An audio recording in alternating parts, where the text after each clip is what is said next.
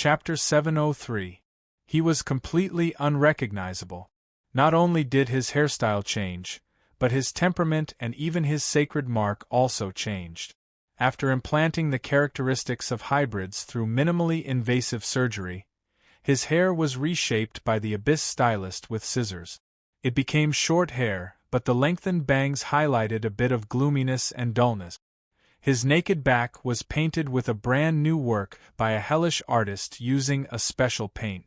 It was as if a hideous old monk was carrying a heavy bronze bell in a wriggling darkness in a dilapidated temple where a will-o'-the-wisp rose. But after looking at it for a long time, one could vaguely see the outline of a strange and cold door. Ingzhou's second level of genealogy, Nod-era square. The main characteristics are ghost fire, erosion and intimidation of the aura of death. It is one of the lower sacred marks of Rashomon. If you go further up, you will be Ibaraki boy. Its characteristics and areas of expertise are exactly the same as yours. Remember not to expose yourself. Ai Qing's finger swiped across the screen of her phone twice. The small horn that had been implanted into Huai Shi's skull trembled slightly. The mechanism within it activated on its own, suppressing Huai Shi's origin substance fluctuations to the level of a second-tier origin substance. Huai Shi thought for a moment and asked, "Shouldn't the wood demon be more suitable?" The wood demon's combat power is too weak. Although it is harmless, it is not suitable for you to raise your status in a short time. Your purpose is to enter the underworld of the Donbua inner circle and work hard to climb up. Recently, the underworld is very chaotic, and it is more convenient for you to make contributions. Anyway, the extreme Dao nowadays are a bunch of scumbags who deserve to die. You can do whatever you want. Huai Shi couldn't help but want to clap after hearing this. This wave of President AI was too detailed. Not only his background and the sacred mark, but also his promotion and salary, and the way to reach the peak of extreme Dao. Then is there anything else I need to do next? He asked. Before the mission begins, give yourself a name. It is an undercover mission anyway. I hope you don't mess around. If your name is too weird, you won't pass. Don't worry, I like this part the most. Huai Shi took the form and beamed with joy. She pondered for a moment before writing the last stroke on the brand new resume with a flourish of her pen. A plain person? Ai Qing frowned. She sensed that something was wrong. Where have I seen it before? Yeah, I think I've heard of it somewhere before. I just took it and changed it. Hopefully, I won't offend anyone. Huai Shi nodded seriously, not worried at all about exposing himself. The moment the miraculous carving was completed, the shrinking of the phenomenon had already ended. The records on the white paper began to thin rapidly until only an outline was left. Even the participants would only remember that there was such a thing and such a person. However, most of the things would be diluted and eliminated. There was no need to worry about the possibility of being exposed. To put it simply, his dark history of cross-dressing had been erased. Unless some super-large organization had nothing better to do and invested a lot of manpower and resources to search for everything on the paper, it would be possible to piece together some information by tracing the type of miracle engraving. But what does this have to do with me, Huai Shi? Since the meal had already been prepared, why would he still need to worry about the problem of losing his horse? After another 30 minutes, all the details were arranged, and the fresh and hot mixed-race youth, strongman Huai Shi, was born. According to the information, Matsumoto Ozeki, who was his master, had cooperated with the Central Bureau decades ago, and Tanaka, who introduced him to the industry, was a secret informant of the Central Bureau. Otherwise, how could he have lived until he retired? Even if it didn't interfere in the internal affairs of the modern realm, as a huge organization that maintained the operation of the modern realm, the influence of the Astronomical Association was still pervasive and omnipresent. When a power passed through layers of approval and was limited to use, the influence was still huge and far-reaching. Just like now. A person called Huai Shi had appeared out of thin air in the modern realm. From the delivery records to the elementary school classmates to the same year in the dojo, everything was prepared. The whole process didn't even take 5 minutes. More than 26 minutes were spent waiting for approval and approval. By the time Huai Shi bought the beginner's sumo book in the subway, he had already changed from a teacher in the ivory tower to a mixed-race youth who was in urgent need of money and had no other choice but to turn to the extreme path. Now, what he was most concerned about was another matter. If we can't do it, what will happen in the end? This was the last question Huai Shi asked before leaving. If I mess up and don't succeed in the end, will the Astronomical Association take further measures? Out of a sense of identification with the Astronomical Association, Huai Shi was very respectful and didn't say anything that everyone understood. But Ai Qing still understood what he wanted to ask. There's no need to worry about the Astronomical Association cleaning up the inner circle of Danhua. The black letter also has a limit. Huai Shi, the Central Bureau isn't crazy enough to kill all the beast characteristics because of an uncontrollable biological law. Ai Qing said, but that's not necessarily the case in other places. You know, it's not the Astronomical Association that's anxious that these mixed-race people don't die early enough. This is the internal problem of this country, do you understand? In accordance with the first act of the P5 and the Astronomical Association, the Astronomical Association can't interfere in the internal affairs of any sovereign country in the modern realm. Especially when there are still 2 sovereigns in this country. She rubbed her forehead with a headache and sighed gloomily. We have to solve this matter before they make a move, in case their general or emperor accidentally remembers that there's a group of mixed-race people under their feet. What, they still want a riot? Great, let's go slaughter them. This was what Miyamoto Genichiro was most afraid of. He wasn't afraid of the Astronomical Association. The Astronomical Association cared about their reputation, or rather, they had to care about their reputation. Otherwise, once they were degraded or stained with some heinous stain, they would lose their noble position. This was the foundation of the existence of this organization. No matter how big the matter was, they would definitely solve it with iron heads. But other people were different. Other people wouldn't care. Compared to many powerful forces, the power of mixed-race people was too small. Even if they rioted, there was absolutely no possibility of success. Even Green Sun should be aware of this, and they were just using them as cannon fodder to achieve their goal. After a carnival, all of them were smashed to pieces. A general success was built on the bones of thousands of people, and only a few of them were successful. Those people. Huai Shi wanted to say something but stopped. I mean those with beast characteristics, why would they be so stupid? Ai Qing sneered and said what Huai Shi wanted to say, why would they be willing to be used by others? Don't think too much, Huai Shi. They're just not smart enough, she said. If people can't let go of hatred, they can't learn to think. If they can't take revenge, they can't get justice. Thinking and fairness, they have neither of these. Why should they be rational?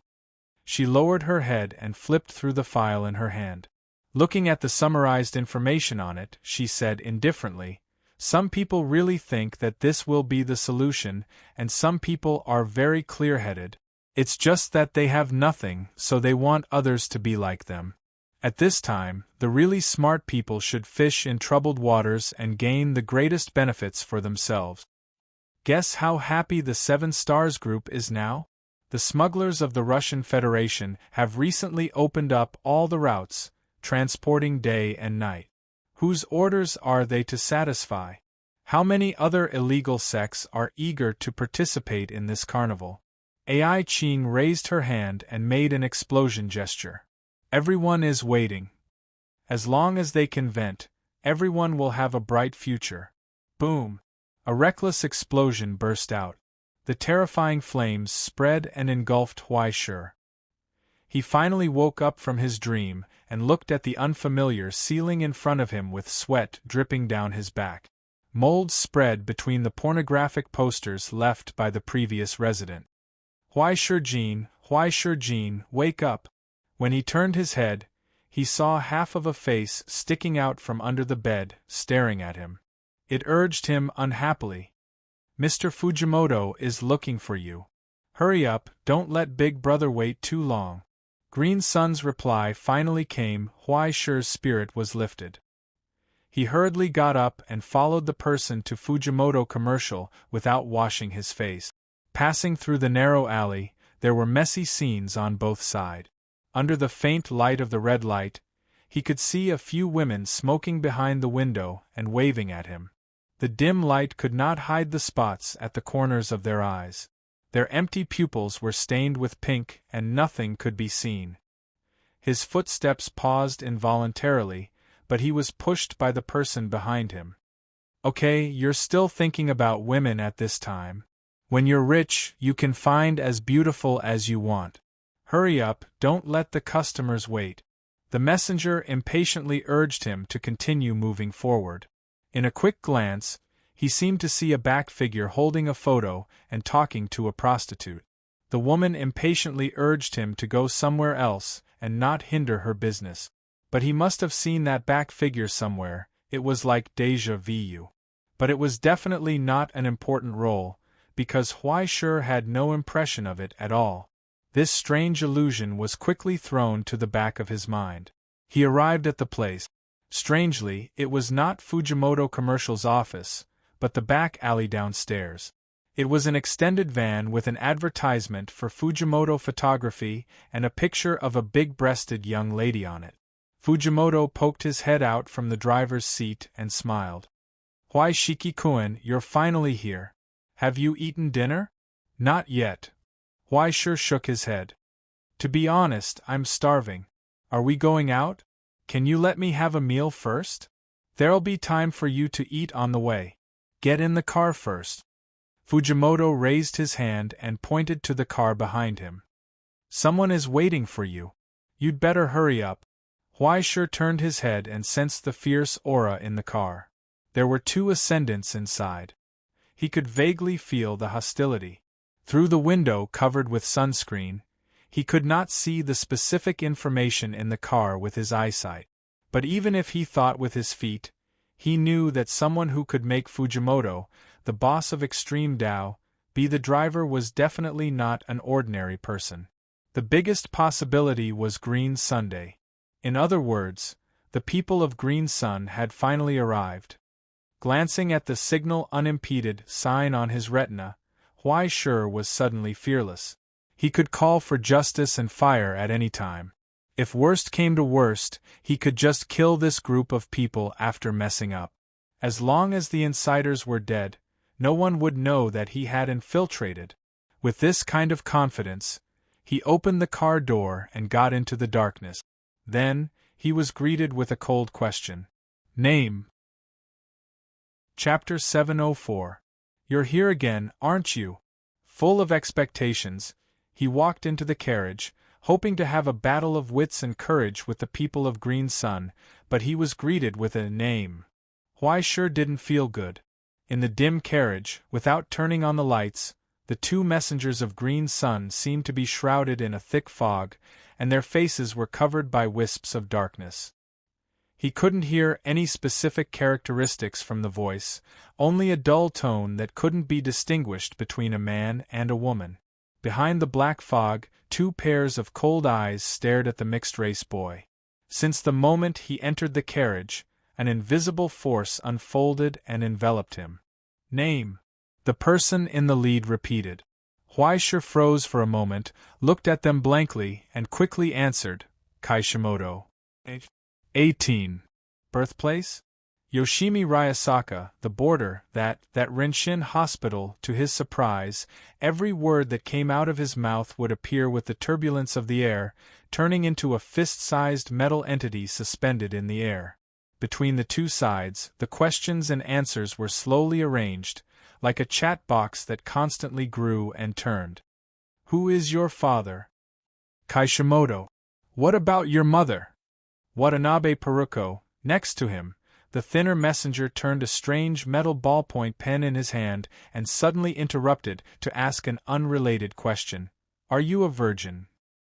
Huai Shi was at a loss, froze in place, and looked at the two people puzzled. But the two people didn't respond, just stared straight at him, waiting for his answer, and then asked again, "Kishimoto, are you a virgin?" "I'm not." Huai Shi's expression twitched, but then he saw that the kanji that came out from the corner of his mouth suddenly vibrated in the air and turned blood-red. "Lies." Huai Shi looked at the metal ballpoint pen in the messenger's hand and instantly understood that it was a relic of the border specially used for lie detection. Unfortunately, this set of fake identities was useless against the Astronomy Association. In fact, there were only 3 principles in the so-called lie detection. The simplest and most straightforward method was to conduct a mental analysis and verification on the person being tested. Through the other party's mental state, one would be able to determine whether or not the other party was lying. However, its weakness was that it could be easily countered by techniques such as hypnosis. The second type was more common. This kind of border relic would be connected to some strange places and indescribable mysterious existences. Usually, they were some souls born from the hell projection of the Silver Sea or some kind of wonderful item. They could directly search the records and verify their authenticity. However, this kind of retrieval tool was often limited by the user. It was helpless against many problems that could not be verified or were beyond the user's scope. The third type was divination. Depending on one's own level and authority, and whether the consumption was large or small, the answer was often ambiguous and unreliable. However, the upper limit of this type of item was usually the highest. As long as one's level was high enough and was willing to invest a large amount of resources into it, they would be willing to pay the price. Then, he would definitely be able to get the answer closest to the truth. Unfortunately, these 3 methods were useless against the current Huai Shi. The horn on his skull directly integrated the interference and deception of the first type of lie detection tool, perfectly ensuring that Huai Shi's identity as the paperman would not be exposed. As for the second type of retrieval, no matter how awesome it was, it could only retrieve the data of the present. Everyone knew that things like searchers were very unreliable. No matter what keywords you entered, the Bureau could throw the advertisement to the first column on the first page.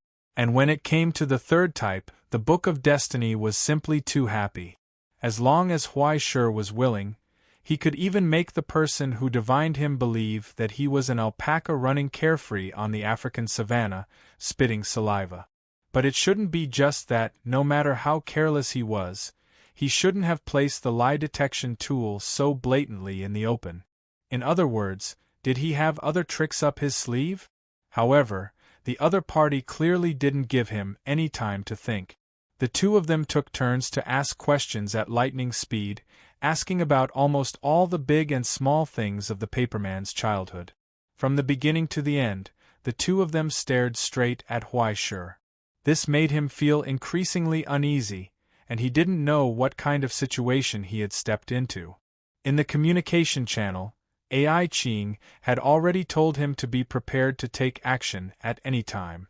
No one knew what kind of danger was hidden behind the smooth sailing situation. Until the half an hour of questioning gradually came to an end. The two emissaries didn't ask any more questions. Only Huai Shi asked with an uneasy expression, "My lords, did I pass?" Secretly, under the thin shell, the muscles had already begun to move imperceptibly, contracting, and relaxing like a bow that was gradually gathering strength, ready to launch a thunderous attack at any time. There were a total of 2 enemies, one on the left and one on the right, with a distance of 1 meter. At this distance, Huai Shi could instantly burst into a round of fierce attack. If the other party had a defensive tool, he could use steps at the same time to forcibly overturn the moving vehicle. The moment he lost gravity, he could use the axe of wrath or the hammer of pain to break the defense, and then use the attributes of the other party's stigmata to choose a weapon to restrain them. In an instant, almost instinctively, countless battle plans flowed through Huai Shi's mind. But at that moment, the two emissaries nodded in satisfaction. The leader seemed to be very pleased and said, "Paperman, you didn't lie on many key issues. You have passed the assessment, and Green Sun is open to you. However, before you officially become a member of Green Sun, there are a few last questions that you need to answer." The other thin emissary raised the border relic in the shape of a ballpoint pen in his hand, and then pressed the pen cap. With a click, a crisp sound spread out. At that moment, Huai Shi found that he had lost control of his own body. Right in front of him, the words formed by the conversation between the two sides began to rapidly change, overlapping and combining. In the end, it actually formed the appearance and outline of the paperman. Attached to Huai Shi's body, this piece of information from him actually formed a virtual soul, dominating his body. All the questions and answers had been to construct this virtual soul that replaced Huai Shi's own body, constantly extracting origin substance. The metal ballpoint pen simulated the information of the paperman, turning it into its own puppet. If Huai Shi really was the paperman, for the current him, this was just a layer of shackles. As long as he got rid of the paperman disguise, he could immediately attack. And at that moment, he heard Ai Qing's urgent voice, "Don't move." All resistance disappeared without a trace. Huai Shi gave up on resisting, allowing the paperman's virtual soul to take control of his body. "I'm very sorry for asking so many rude questions just now. Please don't worry, we won't do anything to you. We just hope that you can answer a few questions truthfully, from the bottom of your heart."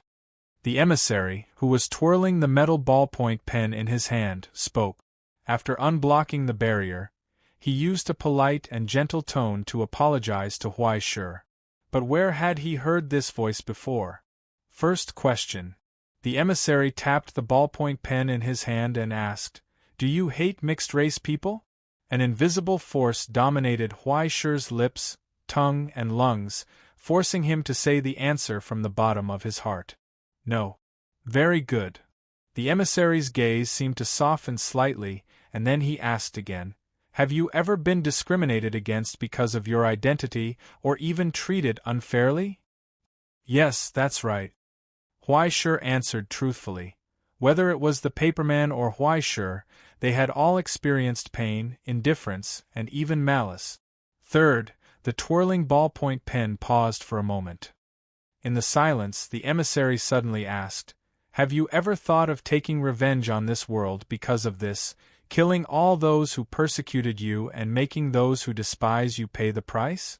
In the silence, Huai Shi gritted his teeth, trying to cater to the other party's wishes, but no matter what, he couldn't lie. In the end, he sighed tiredly. "No," he said, "that kind of thought I have never had." In an instant, silence fell. The two emissaries from Green Sun looked at each other in shock, as if it was the first time they heard such a strange answer. They couldn't believe it. But immediately, the way they looked at Huai Shi became subtle. Blocked by the thick fog, they couldn't see clearly, but there was no doubt that the other party's expression became serious and serious. "It's over." Huai Shi closed his eyes, sighed, and prepared to take action. But soon, he heard the thin emissary raise his hand and applaud with admiration and praise. "Don't feel inferior and uneasy because of this, Mr. Paperman. Such a righteous and kind character, you should feel proud," the emissary solemnly said. "Even an unjust person like me whose hands are stained with blood must express admiration for such a noble will. Pure gentleman, only someone who knows how to restrain hatred will know how to love their own people, only someone who knows how to pity will understand the weight of suffering. I believe that the Grand Commander will also be happy because of your arrival." "What the hell?" Huai Shi raised his eyes in shock and looked at the other side. Sensing the joy from the other party's heart, he was even more confused. How could a sociopathic organization like Green Sun welcome a kind person like me? Shouldn't the more violent, evil, and sociopathic the better? Then, one last question. The emissary with the ballpoint pen raised his hand, not hiding his origin form at all.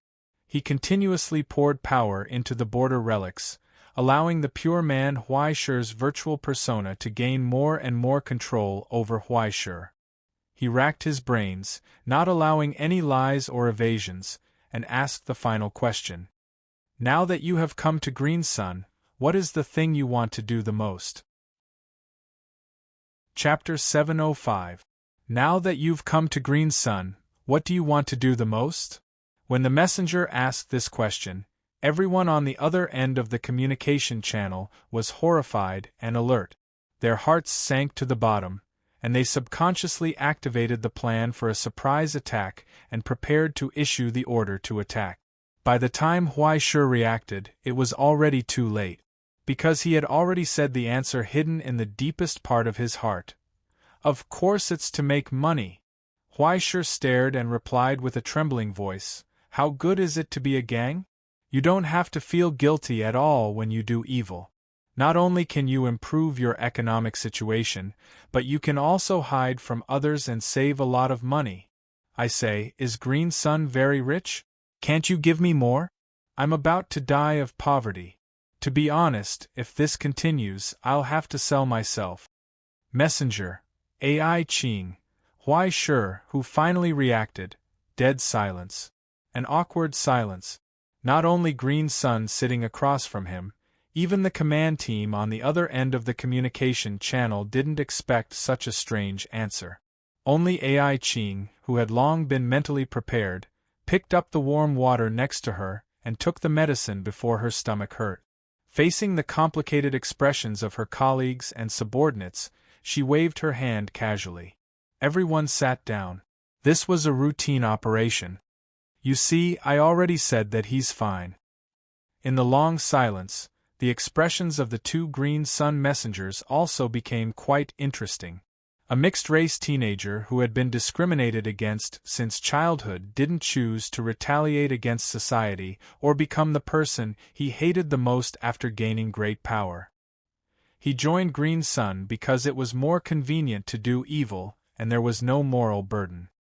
He didn't have any sense of identity with your program of resisting the astronomical society and the tyranny of the current situation, and he didn't want to rely on you to reach the peak or the bottom of his life. It was purely because he wanted to earn money. Such a simple reason was so convincing that the two messengers were completely speechless and didn't even know how to respond. In the silence, only the squeaking of the ballpoint pen could be heard. Time was over. The virtual personality of the paper doll in his arms was broken. But once certain things were revealed, no one could go back. The only thing left was the thick awkwardness when the two sides looked at each other. To make money. The thin emissary coughed twice and said, Earning money is also a good thing. Relying on one's own ability to make a living, cough, cough, is not shameful. Yes, that's right. The other solemn emissary could only nod in agreement. Then, does that mean I've passed? Huaishi asked with a flattering smile. They were afraid that the other party would suddenly turn hostile and rebuke them. We are all resistance fighters with aspirations and ideals. We don't want a butcher like you who stinks of money. Ahem, although this life ideal is a bit strange, it's still considered a pass.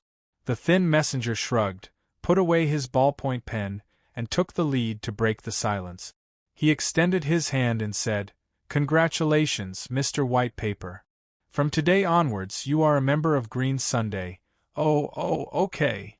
Huaishi was pleasantly surprised and reached out to hold his hand and shook it twice. But the more he pinched, the more he felt that this grandson's hand was not quite right. It was as if he had pinched it somewhere before. However, I have a task for you. The thin emissary forcefully pulled his hand back and looked at the person beside him. The solemn subordinate took out a pistol from his pocket and handed it to him. There was also a photo. In the photo, there was a thin middle-aged man wearing branded sportswear. He looked like a skeleton. His blonde hair was mixed with some linen gray, but his eyes were shockingly green. His eye sockets were deep, and his gaze was frighteningly sharp. He looked like an owl. "Who is this?" "Your goal tonight," the emissary said. "Don't you want to make money? Kill this person and you'll have money." Kill? Huaishur did not quite understand the meaning of this Ingzhou pronoun. The emissary raised his hand and made a gesture to his neck. Huaishur shrank his neck and sucked in a breath of cold air. "There's no need to be so cruel, right? Are you afraid?" The emissary chuckled softly. "Don't worry, this guy is definitely the kind who deserves to die. There's no need to feel any burden in your heart." "No, what I mean is, do you have to cut his neck?" Huaishur asked in confusion and made the gesture of cutting his neck again. "Do you want to bring back the head? It's not good to see blood. It should be better to put it in a box, right?" The emissary rolled his eyes. "Anyway, just kill that guy from the Russian Federation. Why are you asking so many questions?" "Okay." The moment Huaishur nodded, the car stopped. Through the sunscreen film on the glass, he could see the lights of Kyoto in the gradually rising twilight and the huge neon sign next to it. "Aisha House. We're here." The emissary pointed in the direction of the car door, indicating that he should get out of the car. Huaishur was completely stunned. "We're starting work now? Speed is the most important thing in war, Mr. Huaishur," the emissary said. "You can treat this as an assessment. Your treatment in Green Sun will depend on the results of this mission." Huaishur looked at the noisy nightclub outside the window in shock. He turned around and looked at the two emissaries. He began to think about a question. When he got in the car just now, didn't they say that food would be provided on the way? He trembled with anger.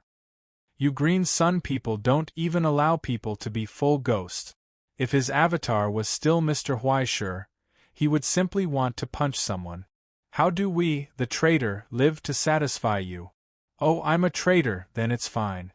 Since I'm already here, and I'm still young, it's not easy for everyone." Huaishur coughed and asked, "Well, have you all eaten?" 15 minutes later, in a convenience store on 2 streets, after sweeping up all the odon, Huaishur wiped his mouth in satisfaction. He raised his head and smiled at Fujimoto, whose wallet was dry and had a complicated expression. "I'm sorry, our strongmen ate a lot and consumed a lot of energy." It's okay. Fujimoto squeezed out a smile with difficulty. "Young people are still developing. Eat more." "That's so embarrassing." It's okay. It's what I should do. Since you said so." Huaishur turned around and raised his hand to the shop assistant. "Please heat up 5 more drumsticks for me. 2 cans of beer, thank you." In the world, other than drawing cards for free, was there anything happier than sponsored partnerships? Nothing. Huaishur couldn't help but want to praise Green Sunday. If this were to be written in a book, it might even become a moving story. A wandering mixed-race strongman came to the local rich farmer Green Sun's house and asked for a meal. Green Sun entertained him attentively. That night, the mixed-race strongman killed his whole family. After almost all the quick-heat food in the convenience store was finished, Huaishur finally patted his stomach and sighed. "Thank you for your hospitality. It's good that you're full, Fujimoto's expression twitched. He squeezed out a smile and looked at him. "Since you're full, then should we? But I'm still a little hungry." Huaishur got up with a rueful expression and rubbed his stomach. After taking 2 steps, he suddenly turned around and asked, "Why don't we go to another place and continue the business?" Fujimoto felt like he was going crazy. He wanted to punch him. He'd rather not eat and get to work. Okay, why are you so fierce?" Huaishur sighed and shrugged. He wanted to point to the van outside and tell him to talk to Green Sunday. After taking 2 steps outside, he patted his head again and turned around to ask, "By the way, Brother Fujimoto, have you heard of chivalry?" "Never heard of it." "I don't want to hear it." "Shut up." Fujimoto was furious. "Get the hell out of here and get to work." Huaishur shrugged and pushed the door out. He walked straight to the nightclub called Aisha's house. While he was delaying, Ai Ching had already investigated the situation of his next opponent. Sergeyevich Mykolaiv Selenko. Ai Ching looked down at the information in her hands and told him, Russian-English mixed blood, 42 years old, nicknamed Old Hyena. He's one of the largest smugglers in the capital. He secretly runs a snakehead business and sells slaves. His specialty is that he can often get a lot of mixed products. You know what I mean, right? A lot of scum like that. Then doesn't that mean that I'm representing Green Sun today? Huaishe replied through the origin form communication device. He walked step by step into the neon lights and looked at the luxurious door. Behind the door, he could faintly hear the sound of rock and roll. Handsome men and beautiful women constantly lined up to enter and exit. It was obvious that business was booming. In front of the door, a few burly Russian Federation guards coldly scanned anyone who approached. Huaishe hadn't even lined up when he was stopped. The guards' eyes were sharp. They had already seen that Huaishe, who didn't have any branded clothes on him, was not their customer. After coming to Yingzhou, it seemed that even the burly Russian Federation people had become polite. They didn't push and shove violently. They just waved their hands to stop him. Sir, we have a membership system here. We don't welcome unrelated people. They didn't angrily rebuke Huaishe, in case he was some kind of rich person who liked to cosplay and came here to fish. It was said that this kind of thing was quite common. Rich people were all perverts. Huaishe was also stunned. They didn't make a move immediately. He actually didn't know what to do next. Directly making a move wasn't too good, right? After all, they were quite polite. They were all working people, so why make things difficult for them? The paper effigy in the arms of the newbie Yakuza fell into a daze. This was the first time in his life that he had caused trouble. How could he act like he did it often?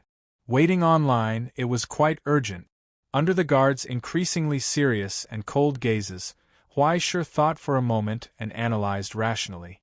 In the end, he nodded, said, "Oh," and turned around to leave. In the carriage not far away, a few people who were monitoring this place felt that 100,000 question marks had popped up in their minds. What the F***ck are you doing? Are you going to borrow the toilet? After turning around and walking a few steps, Huaishe realized that something was wrong. He quickly stopped, turned around and walked over again. However, this time, the guards' expressions weren't so good. They became serious and indifferent, with hostility. As I said, we have a membership system here, sir. The burly guard reached out and pressed the stun baton on his waist. Unrelated people are not welcome. Well, Huaishe reached out, patted his head and said seriously, "Are you recruiting people here?" Under the light of the neon lights, he lifted the bangs on his forehead, revealing a handsome face and a shy smile. He blinded the guard's dog eyes. He could always be a cowherd. Chapter 706. Just like that, he sneaked in? When he walked through the back door of Aisha's house, even Huaishe himself couldn't believe it, not to mention the two Green Sun messengers who were peeping in the car at the corner of the street in the distance. They looked at each other. If it weren't for the fact that the listening device placed on Huaishe's body was still running, indicating that he was going deeper into the nightclub step by step, they would almost suspect that this guy just found an excuse and ran away. What should we do? The burly subordinate turned around in amazement and looked at the real leader, the messenger who was frantically spinning the pen in his hand, asking for advice. According to the original plan, this job should have been given to them, but they were temporarily thrown here as a proof of allegiance to the newcomer. After killing that Russian Federation guy, from then on, he could only be at odds with the other extreme Dao masters outside the 5 factions. It was natural for the difficulty to exceed the standard, and the two were already prepared to help at any time. But they didn't expect that Huaishe would suddenly go in alone to apply for a job without saying a word. What the hell are they going to do? Could it be that he saw that the other side was powerful and influential, and then became a traitor as soon as he joined Green Sun? If it weren't for the fact that they couldn't hear any signs of betrayal from Huaishur, the two messengers would have immediately launched a one-stop service of exterminating the traitor. So, now, should they provide support? In the leader's hand, the metal ballpoint pen kept spinning, but it suddenly stopped between his 5 fingers. "Wait," he said, "let's see the situation first." There was still a steady stream of sound coming from the listening device. When the noisy rock and electronic music were blocked by the thick door, Huaishur was already taken to the back. In the corridor, all kinds of young ladies wearing very little clothes didn't care about their graceful bodies being exposed at all. They walked through the corridor with incomparable generosity. Occasionally, when they saw Huaishur, they would smile at him and the security guard next to him, reach out and touch the little brother's chin and butt, and ask where this little fresh meat came from. In the face of sexual harassment before he even entered the job, Huaishur habitually wanted to cry, but when he thought of his mission, he could only pretend to be an innocent young man and let these old women, who were not as beautiful as him, tease him. The benefits of the bangs appeared at this time. It shielded him from prying eyes and allowed him to see all the security details. There were 4 floors in the building. The first floor was the basement, and it was heavily guarded. No one knew what was going on. The first and second floors were mostly occupied by the noisy stage and booths of nightclubs. The third floor was also sealed off, and there was only one dedicated elevator. As he passed by a door, he heard a familiar clicking sound mixed with Russian laughter. It was the sound of steel grinding against steel. Gun. The waiter who passed by had a strange smell on him. A few grains of white powder could be faintly seen outside the exquisitely decorated box on the plate in his hand. Huaishur's footsteps paused for a moment, and he hurriedly glanced at him. Under the dim light, he could distinguish a few needle marks on the tattoo on the back of his neck and wrist. He was not the only one. Except for the security guards outside, most of the people here had needle holes and injection marks on their bodies, especially the young women who had just come out of the locker room. More or less, there were traces of beastification on their bodies. Their graceful bodies were decorated with small blood spots. Their eyes were blurred, their faces were red, and they were excited abnormally. Huaishur couldn't help but look over, but he was pushed by the guard behind him. "Don't look around." Okay. The paper doll in his arms shrunk her neck and smiled at him fawningly. Behind the closed locker room door, there were cries and angry voices. Something was smashed on the ground and broke. Soon, the cries could not be heard, because they had already gone far. "To be honest, this is the first time I've done this kind of thing." Huaishur lowered his head and sighed softly. The guard glanced back at him and said coldly, "Don't worry, you'll get used to it soon." Huaishur asked, "What if I can't get used to it?" The guard ignored him. Obviously, he didn't like a guy like him who could make a living with a good face. Huaishur lowered his eyes and didn't say anything. He just took a deep breath. What's the use of waiving the bill? Do the customers who come here care about that little bit of money? Don't send goods that haven't been taught well over there again. In the crowded backstage, Huaishur finally saw the busy manager. The female manager angrily scolded the assistant beside her and slapped her twice. "Send a bottle of baijiu to Mr. Chitian on the second floor. Later, I'll take the new woman to apologize in person." She then said, "Mr. Chitian on the second floor, give him a bottle of baijiu. What are you waiting for? Hurry up." After sending the assistant away, the cold female manager looked over with a stern and harsh gaze. But no matter how stern and harsh her gaze was, she couldn't help but be surprised when she saw this face. She reached out and pinched the chin of the paper doll in her arms. She raised her hand and pulled up her bangs. She looked down at the evasive eyes in disbelief. "This is really a pleasant surprise. You've done well this time. We just posted the recruitment this morning, and such a good seedling came to our door. What's her name?" Why, paper doll. Don't be nervous, serene. The manager stared at his face and guessed how much money this face could cheat from the group of brainless female guests. She was so excited that she was about to drool. Do you have any talent? Does magic count? The paper doll in her arms avoided her burning gaze and asked uneasily. The manager smiled dotingly, which was rare. She couldn't help but reach out and scratch the cute little face. Magic? Magic is good. I know magic too. But Huai Shi was distracted. He looked at the corner of the backstage and saw the woman who was dragged into the room by her hair while crying until the door was closed. Serene, what kind of magic do you know? The manager had already come over and asked, Can you show me? Okay. Huai Shi forced himself to stay calm and squeezed out a smile. Like all the street magic shows before the start of the performance, he showed his hands and 10 fingers. There was nothing hidden.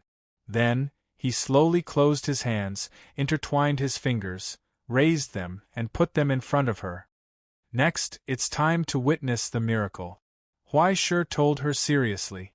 But then, he didn't open his fingers, nor did he make something out of nothing. Instead, he pushed his clenched fists forward. Bang! The whole noisy backstage instantly burst out a roar that surpassed all the noise and spread.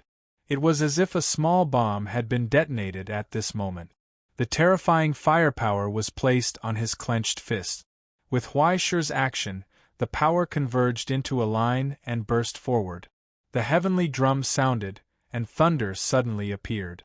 Triple drummer o thunderbolt! The cone-shaped blood mist and countless sticky rain burst out. In an instant, more than half of the backstage was dyed scarlet. The broken tissues stuck to the crystal lamp on the ceiling, and the whole backstage was dyed in dreamy pink. Dead silence came suddenly. A headless body fell on its back and fell to the floor with an exceptionally dull sound. And the magic show of the paper doll came to an end. He looked around and asked for the opinions of the surrounding audience. Such a big head disappeared in the blink of an eye. Wasn't it amazing? Shouts of admiration and excited screams followed, offering cheers for this magic show. The enthusiastic audience fled in all directions, afraid that the deadly magician would make an encore return. Sorry, I didn't want to do it so early. Huai Shi turned back and shrugged at the dull guard. But you see, I couldn't hold back and didn't even get your boss's location. Before he could react, Huai Shi reached out and pulled out the pistol from his holster, flipped the safety, aimed at his knee, and pulled the trigger. Then, he shot the other knee. Finally, after thinking about it, he shot the guard in the head again. With a loud bang, the only audience left in the backstage was the manager lying on the ground. But the manager didn't speak and didn't want to give a good review. He didn't know why. Huai Shi could only put his hands together and pray devoutly for the manager on the ground. I hope she's okay. But there's nothing I can do about it. In the sound of hurried footsteps in the distance, Huai Shi stretched his neck and spread his hands to the manager on the ground, indicating that he couldn't help. Then, he turned and walked to the front desk. Opening the curtain, Huai Shi was bathed in the explosive drumbeat and melody, and he couldn't help but shake his head. On the dimly lit dance floor, colorful laser lights crisscrossed and swept across. Under the high-pitched electronic music, countless guests followed along on the dance floor. The hot dancers on the steel pipes swayed their bodies and became part of the hustle and bustle. The air was dense with the smell of burning tobacco and alcohol. The white bodies undulated and danced in the darkness, and under the flickering light, they became dreamy and misty. The extravagant nightlife had just begun, however. If he was only satisfied with this level of catharsis, wouldn't it be a bit too boring? He wanted to add fuel to the fire of this dull nightlife. Passing through this short corridor, Huai Shi raised his hand and tied his short hair behind his head, revealing sharp horns and slender eyes. He smiled at all the people who looked at him. The originally sloppy and autistic man had disappeared without a trace. Instead, it was replaced by an indescribable attraction, like a searchlight, radiating in all directions. Under the flickering light, the handsome face was like an evil spirit, revealing an unprecedented dangerous aura from his smile. In this way, he swaggered forward, pushed away the staff who came up to inquire, went straight to the tuning console, and squeezed between the two DJs who cooperated seamlessly. Smiling, he raised his hand and put it on the shoulders of the two DJs. "Sorry, I'm ready to go to work." He intimately whispered to the two DJs, "Please give me your seats."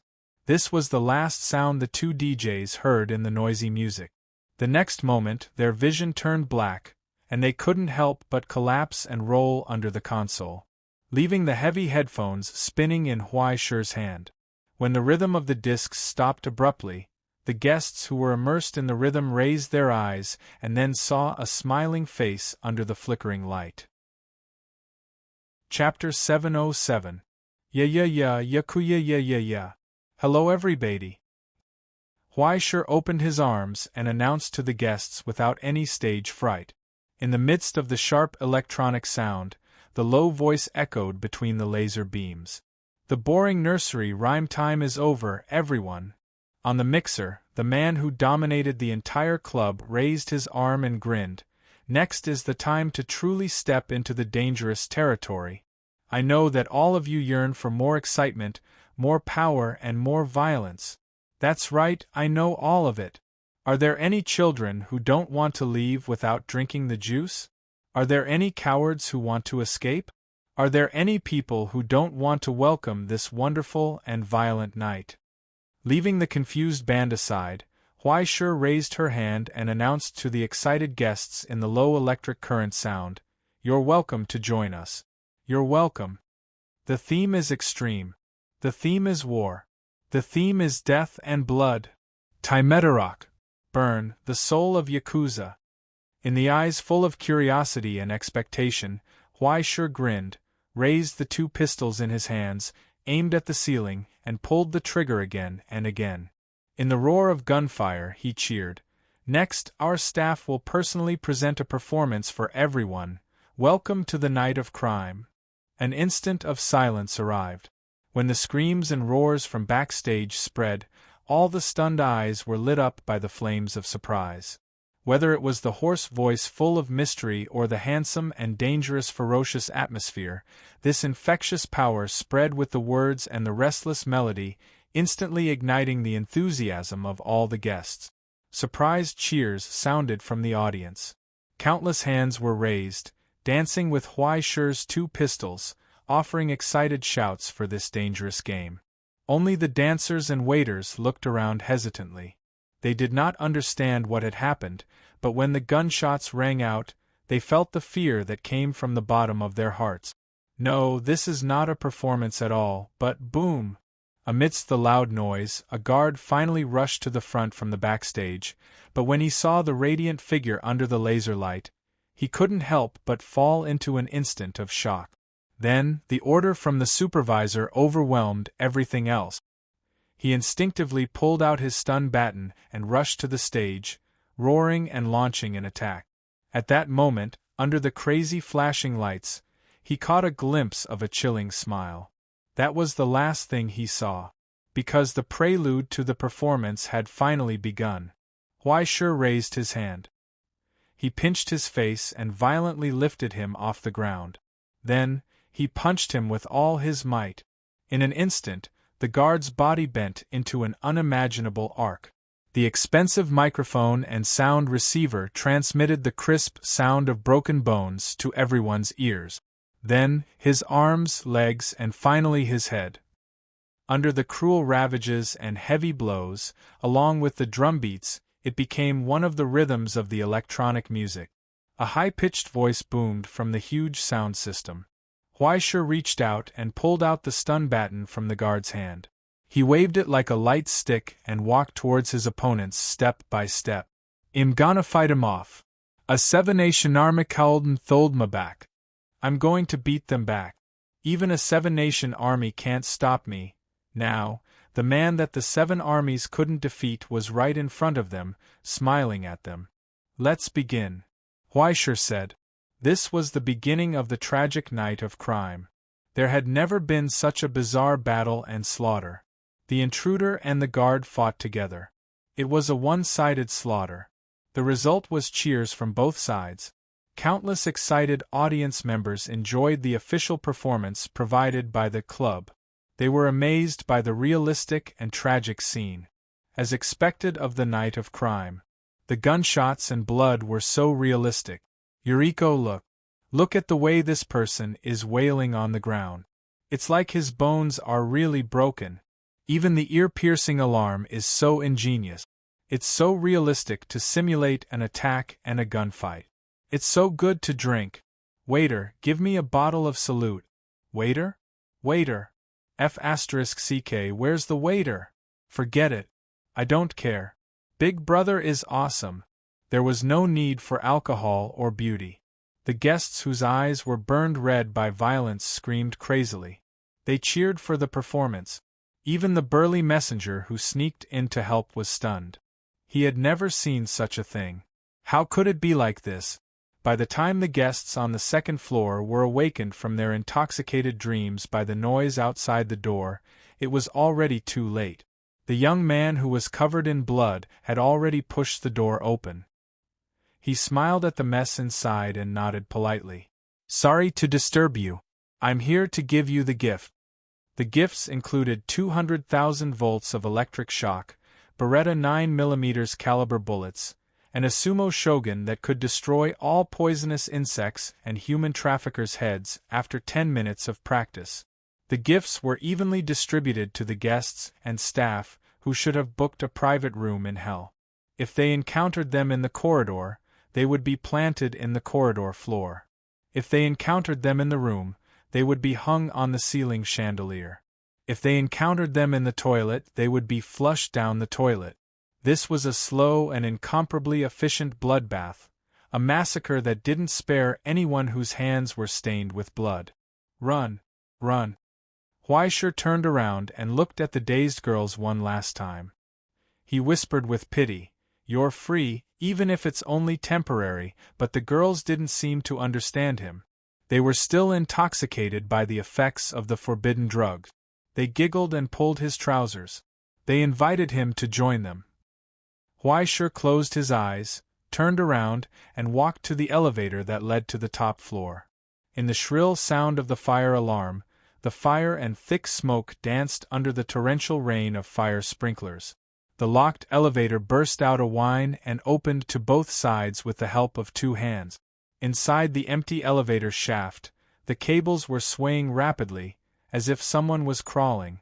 When Huaisher lowered his head, he saw a frightened face looking up at him. "Hello." Huaisher politely waved and greeted him. Then, he pointed the stun baton in his hand at the man's face and asked softly, "Do you know where your boss is?" The blood-stained face looked down at him. The cold eyes were filled with darkness and malevolence. Being stared at by those eyes, he felt as if his soul was about to be sucked away. "Upstairs, upstairs." The man who escaped answered in a panic. He's in the safe room." "Okay, thank you." Huaisher nodded and thanked him sincerely. Then, he pressed the button. "Goodbye." Lightning flashed. Amidst the muffled screams, the sound of a heavy object falling to the ground rang out from the bottom of the elevator shaft. It was so crisp. Finally, he raised his head and looked upstairs. "Trash. You're all trash." In the sealed safe room, Sergei almost crushed the phone in his hand. "So many people. So many guns. You can't even do anything to a bastard. What's the use of raising so many of you? Where are the ascenders? Where are the ascenders we invited?" They, on the other end of the phone, the frightened voice replied, "They're also dead. It's another man I've never seen before. He. Help!" The screams rang out, but soon they stopped abruptly. Soon, with the sound of heavy footsteps, the phone that had fallen to the ground was picked up from the pool of blood and put to the ear of the messenger from Green Sunday. "Hello? Is anyone there?" Sergei subconsciously held his breath and didn't say anything. He looked at himself in the mirror in fear, afraid that an invisible ghost would appear behind him. "Hello, Mr. Sergey. Nice to meet you." The young man on the other end of the phone introduced himself politely. "You may have heard of me. My name is Feng Jian, Green Sun's Feng Jian. I'm here to obtain justice for my compatriots, including the 51 lives you secretly sold in the past 3 years, as well as the countless pitiful people who died because of it. Ha ha ha, if the one who came today was my father when he was young, he would definitely say this, right? But don't worry, since this matter has been handed over to me, it definitely won't become a condescending crusade. A person like me really doesn't have a sense of justice to speak of, and I don't have a strong sense of honor like my father." He paused for a moment, enjoying the glimmer of hope that rose in Sergey's heart on the other end. Then, he grinned and smiled sinisterly. "So, I don't need those high-sounding reasons and excuses.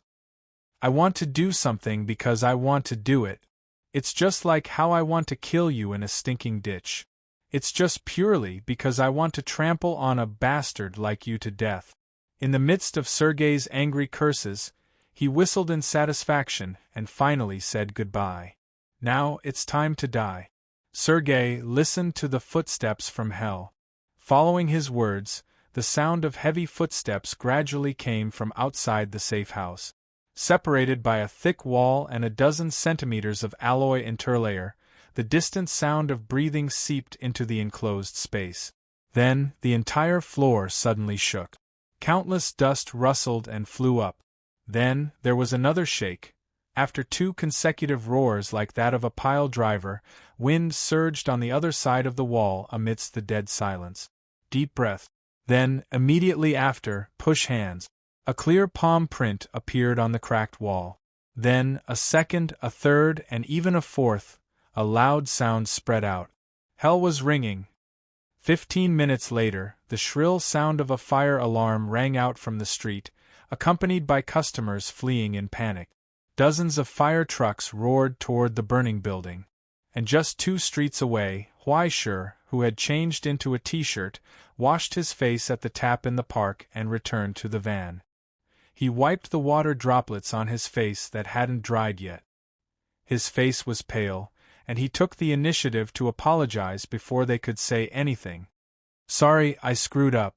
Feng Jian, who had been smoking and waiting for the good news, was stunned for a long time. He didn't expect to receive such a result. He ran away? Feng Jian couldn't believe it. Could it be that he has some helpers? "No, I didn't let him run away." Huaishur lowered his head in shame and handed over a soft plastic bag. "But that, how should I say it, I was too used to it and forgot that you were going to cut off his head. I was careless and it was smashed." The plain man in his arms was too ashamed to show his face. It was an epic mistake, too outrageous. After not using a weapon, he actually forgot to cut off his head. In desperation, he could only go downstairs and get a plastic bag and a dustpan to scoop up the pile of things on the ground. In any case, it was as good as having his head here. "I'm new here and don't know the rules. I hope Green Sun's big brother won't mind. Why don't we just make do with it?" Chapter 708. In the end, Green Day's people still took the plastic bag away. He didn't know what they were going to do with it. But it was Green Day, so it wasn't strange that they had a lot of perverts. Maybe they could use it somewhere. Otherwise, why would a normal person want someone else's head? For the time being, he had passed the test. After receiving the proof of allegiance, everyone was a hero of Liangshan. In the future, they would eat meat, drink wine, and divide the gold. Once they killed their way into the British Isles, occupied London, and captured the decision-making room of the Command Bureau alive, the big boss would become the Emperor, the small boss would become the second Emperor, and you would continue to be a traitor. Thinking of this, Huaishur couldn't help but sigh. He sat in the front passenger seat, smoking and worried. In the driver's seat, Fujimoto took out a thick envelope and handed it over. "Okay, don't be so sad. This is your share."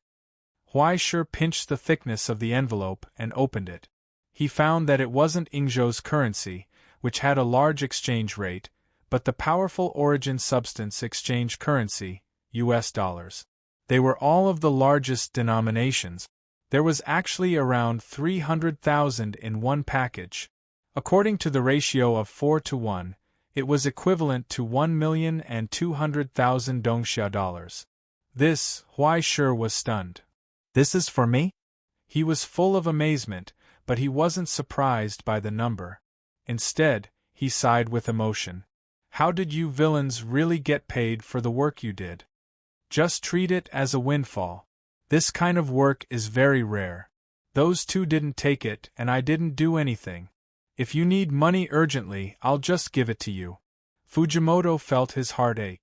He asked reluctantly, how about, I hold it for you first? You're so young. You'll definitely spend money recklessly. I'll give it to you monthly. Don't worry, do you think the boss will swallow your money?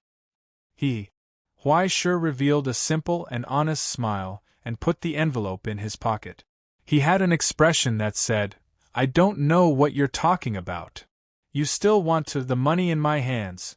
Before he could finish his thoughts, Ai Qing reminded him, Huai Shi, stolen money needs to be recorded and filed. The money in his hands instantly lost its fragrance. Huai Shi lowered his head sadly. His whole body trembled, and his hands and feet were cold. He almost couldn't hold back his tears. Why is your astronomy society even more ruthless than Green Sun? Fujimoto noticed the change in his expression and thought of his file. He thought that he was thinking of his parents who were seriously ill.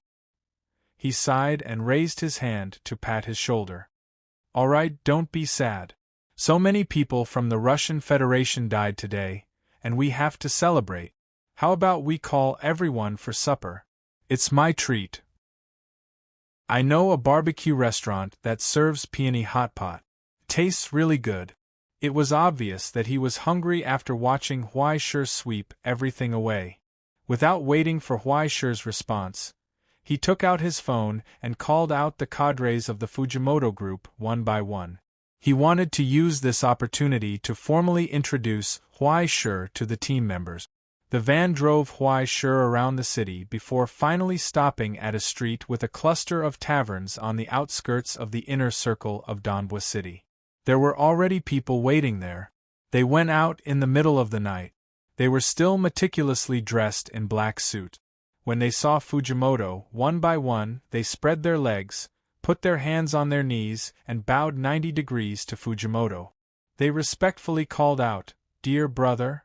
On the contrary, Fujimoto, who was wearing sportswear, smiled and waved his hand, indicating that they shouldn't be so serious.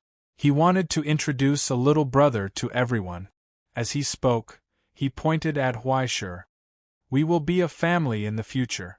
As his elder brothers, you must guide him more, understand? Yes. Everyone nodded in unison, and then they became a little more casual. Everyone chatted and laughed with each other, but no one took Huai Shi, the newcomer, seriously. Among them, Huai Shi's introducer, Tanaka's sworn brother, Yamashita, glanced at him with obvious displeasure. He meant that the newcomer didn't know the rules at all. Hurry up and curry favor with the big brothers and greet them one by one. Huai Shi just pretended not to see it. He shook his bangs and followed behind, smoking a cigarette, and looked at the lights on both sides of the street. Who do you think you are? Soon, they stopped in front of an izakaya. Obviously, they had been here countless times. As soon as Fujimoto entered the door, he waved to the woman behind the counter. Oh, Ms. Jin Jiang, long time no see. How's business recently? It's nothing. The female boss, who was engrossed in accounting, raised her head and nodded enthusiastically. It's all thanks to your care. The private room is ready. Please come in, gentlemen. After saying that, she politely led the way in front and invited them into the private room. After giving them handkerchiefs and sake, she considerately closed the door for them. Soon, the dishes were served continuously. To Huai Shi's surprise, Fujimoto really didn't brag. This restaurant was really good, and the taste was much better than ordinary. Even an ordinary cold tofu had a unique taste. Well, although the craftsmanship was a little worse than his, and couldn't be compared with Feng Shu. With wine and food to drink, Huaishe was too lazy to care about other things. Anyway, he was going to get a free meal. It was true that he was undercover, but he had been a second wheel for so many years. Would he really go and kiss a cold ass at the foot of the mountain? On the other hand, the others seemed to take care of Huaishe, and spoke gently to him.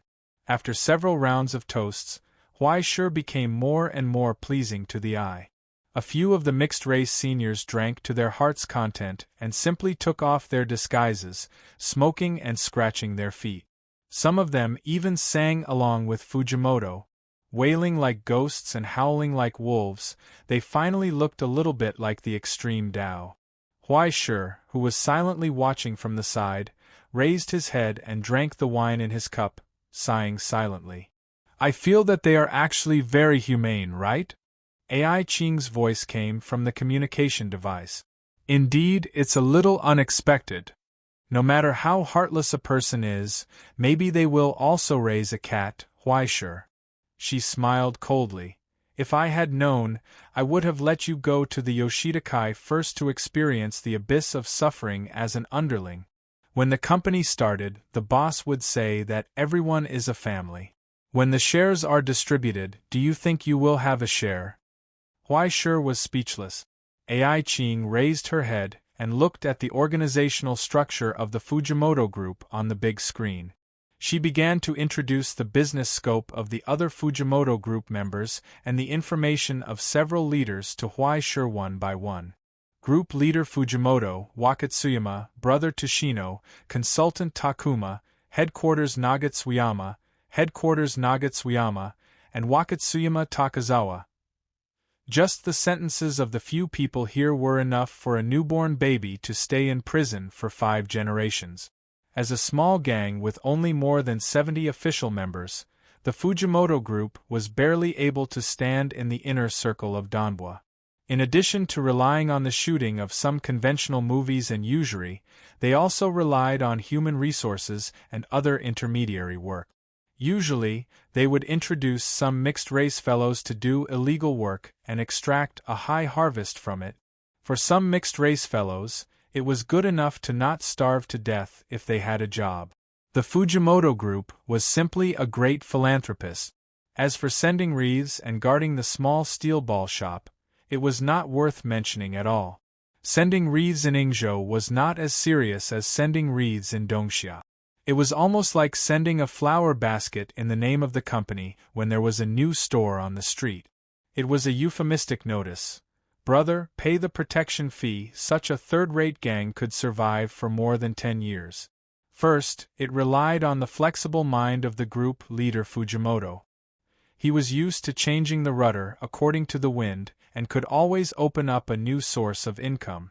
Second, it relied on the support given by Green Sun as a former peripheral member to get the care of the 5 bosses. Considering the recent frequent actions of Green Sun, it was an opportunity to enter the inner circle of Green Sunday. If it were not for this reason, Ai Qing would not put Huaishe here. Looking at it now, it was a wonderful move. After joining Green Sun, he was obviously regarded as a confidant by Fujimoto, and his status in the Fujimoto Group also rose. However, what confused Huaishe more was the purpose of Green Sun itself. What are the guys in Green Sun doing? He took a bite of the plate of edamame in front of him and pondered. No matter how much he hated and feared Green Sun, he couldn't deny that they did bring a temporary peace to this group of helpless mixed-race fellows. A notorious terrorist organization in the whole territory would infiltrate Yingzhou at all costs just to stand up for a group of trafficked mixed-race girls. Isn't this normal? Are you falling into dualism again? Are you plugged in diodes in your head? Ai Qing sighed with a headache. Just like the Astronomy Society, such a huge organization must have a dark side. Green Sun can become the largest terrorist organization in the whole territory. How can it not have a bright spot worth bragging about? Huaishe paused for a moment. You want to say that Green Sun is indeed the protector of justice of the mixed race? From the perspective of brutality and bloodshed, Green Sun may really be similar to the previous group of gods, but they may not be just and benevolent. AI Ching asked coldly, "Do you know the original origins of the so-called extreme Tao, Yakuza, and even the Mafia? Without exception, in the beginning, they were just mutual aid organizations like the Sobriety Club. Can you say that it is wrong to help each other? People yearn for order and can't live in turmoil and chaos. The game can only be played when there are rules. No one likes a world where you can't even buy a box of batteries. But do you know how many steps are needed to produce batteries? From raw materials to rough processing, sending it to the factory, and finally sending it to the world as a product. Finally, you spend money from the convenience store and put it into your remote control. It relies on a set of universal order. If people want to live, they have to rely on the existence of order, no matter how bad the order is. But if they can't get protection from the order, if they are abandoned by the original order, then people will instinctively turn to other places and look for places that can protect themselves. This has nothing to do with the goodness or evil of people. After justice and due rights are gone, helpless people can only huddle together for warmth, seek new authority, rely on village conventions, clans, or organizations, even if these authorities are more blatantly corrupt and ferocious. You should have seen that movie, right? The civilians' love for the Godfather is their worship for this authority. You know that he is a bloody figure, but you need someone who can stand up for you, a savior who can protect you. Especially in Ingzhou, where discrimination is almost on the table, you can't survive if you don't huddle together. It's a pity, why sure, for many people, Green Sun is the savior, and the Astronomy Association is too far away. In the silence, why sure couldn't help but shake his head, but do they have a choice? If there is a choice, aren't they even more abominable now? AI Ching replied coldly, "You can say that I was forced by life. People like me who are standing on the shore are just lucky. It's easy for you to say that. However, if you choose a way of life that can't be seen in the light, you shouldn't be afraid that something will eat you in the dark, and you shouldn't blame the hunter for becoming your enemy. People who are unwilling to fall may die painfully, but there is no cure for those who are willing to fall. Don't forget, in order to subvert the Astronomy Association, Green Sun is willing to do anything, even if blood flows like a river. Don't forget what you are here for." Huai Shi sighed and asked, "Can't the Astronomy Association help them? Aren't we helping them? Otherwise, what are we doing?" "No, I mean go one step further." "Sorry, that's impossible. The Astronomy Association is not allowed to interfere with national sovereignty and internal affairs.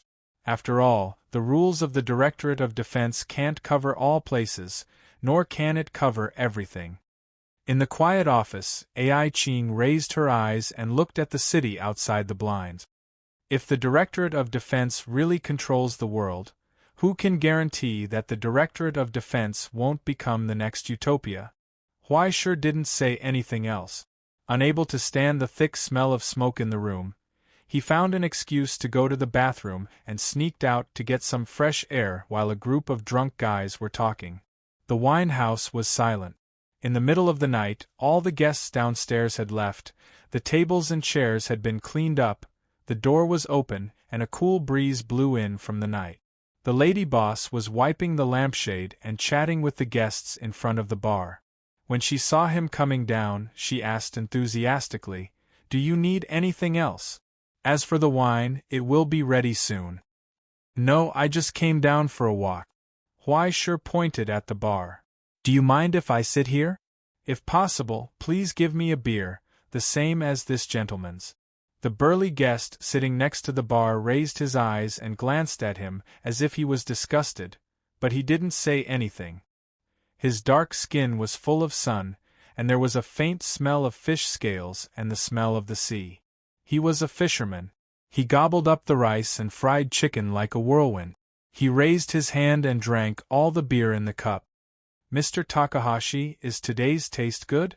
"Yes, Ms. Zhang's cooking has always been good. I'm full. The fisherman, Takahashi, grinned and tried to curry favor.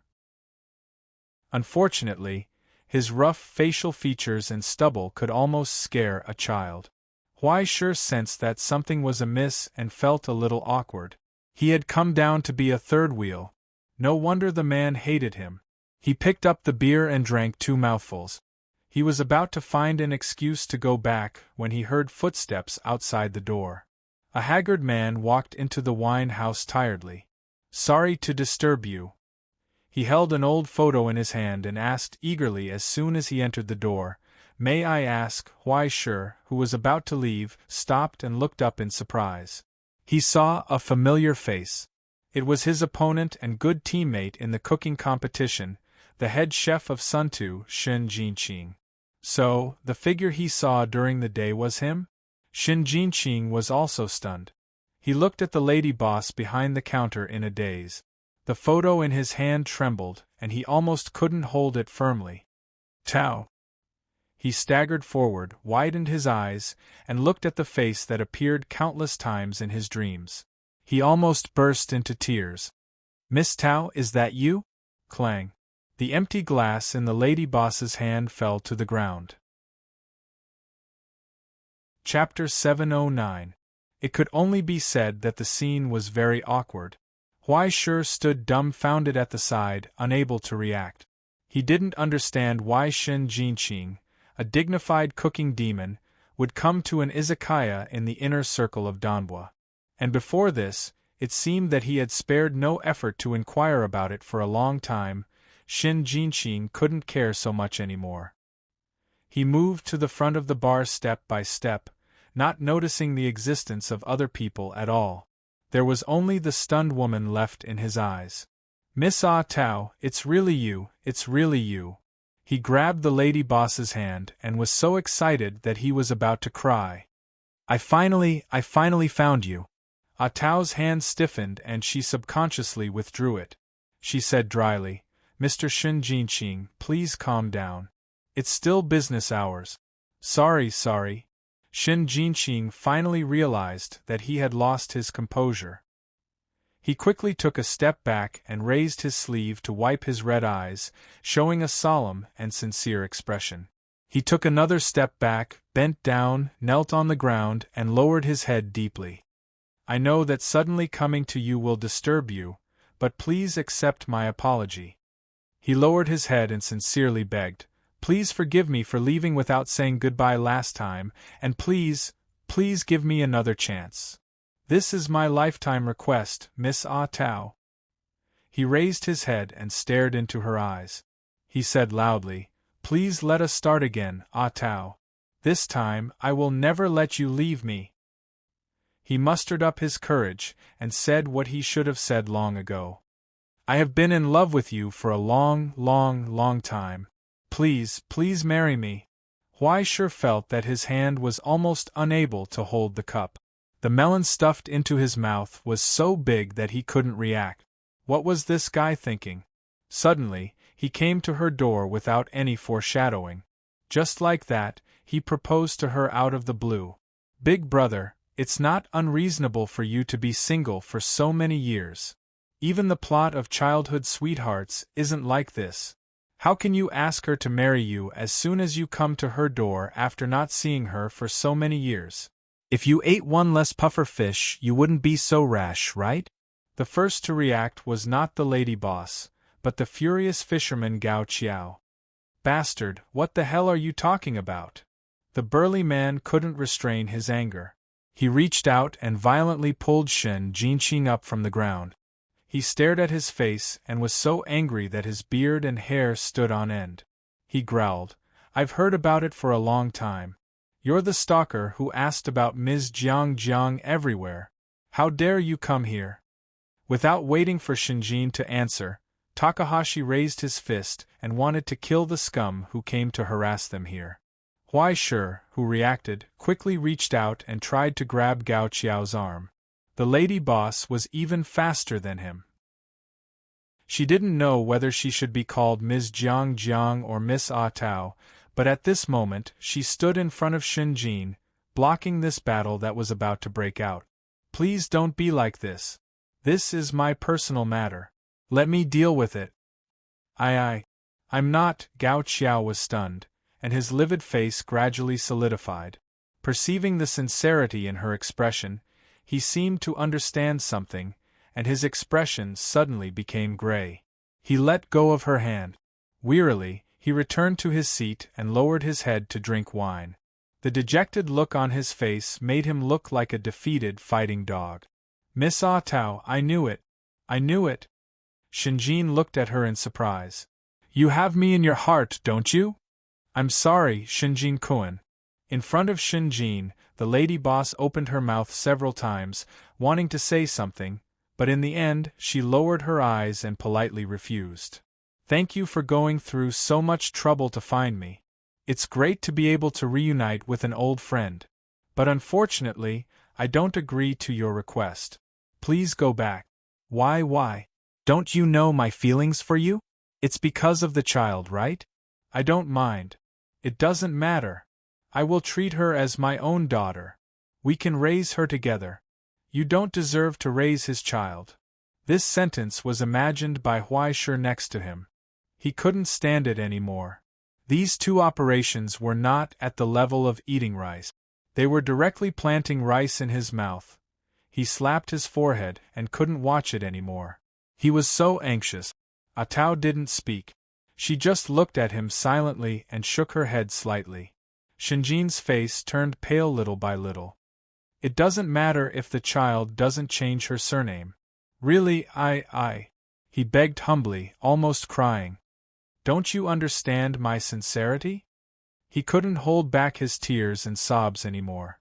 I just want to spend my life with Miss Ah Tao. Sorry, Shinjin Kun, I can't promise you.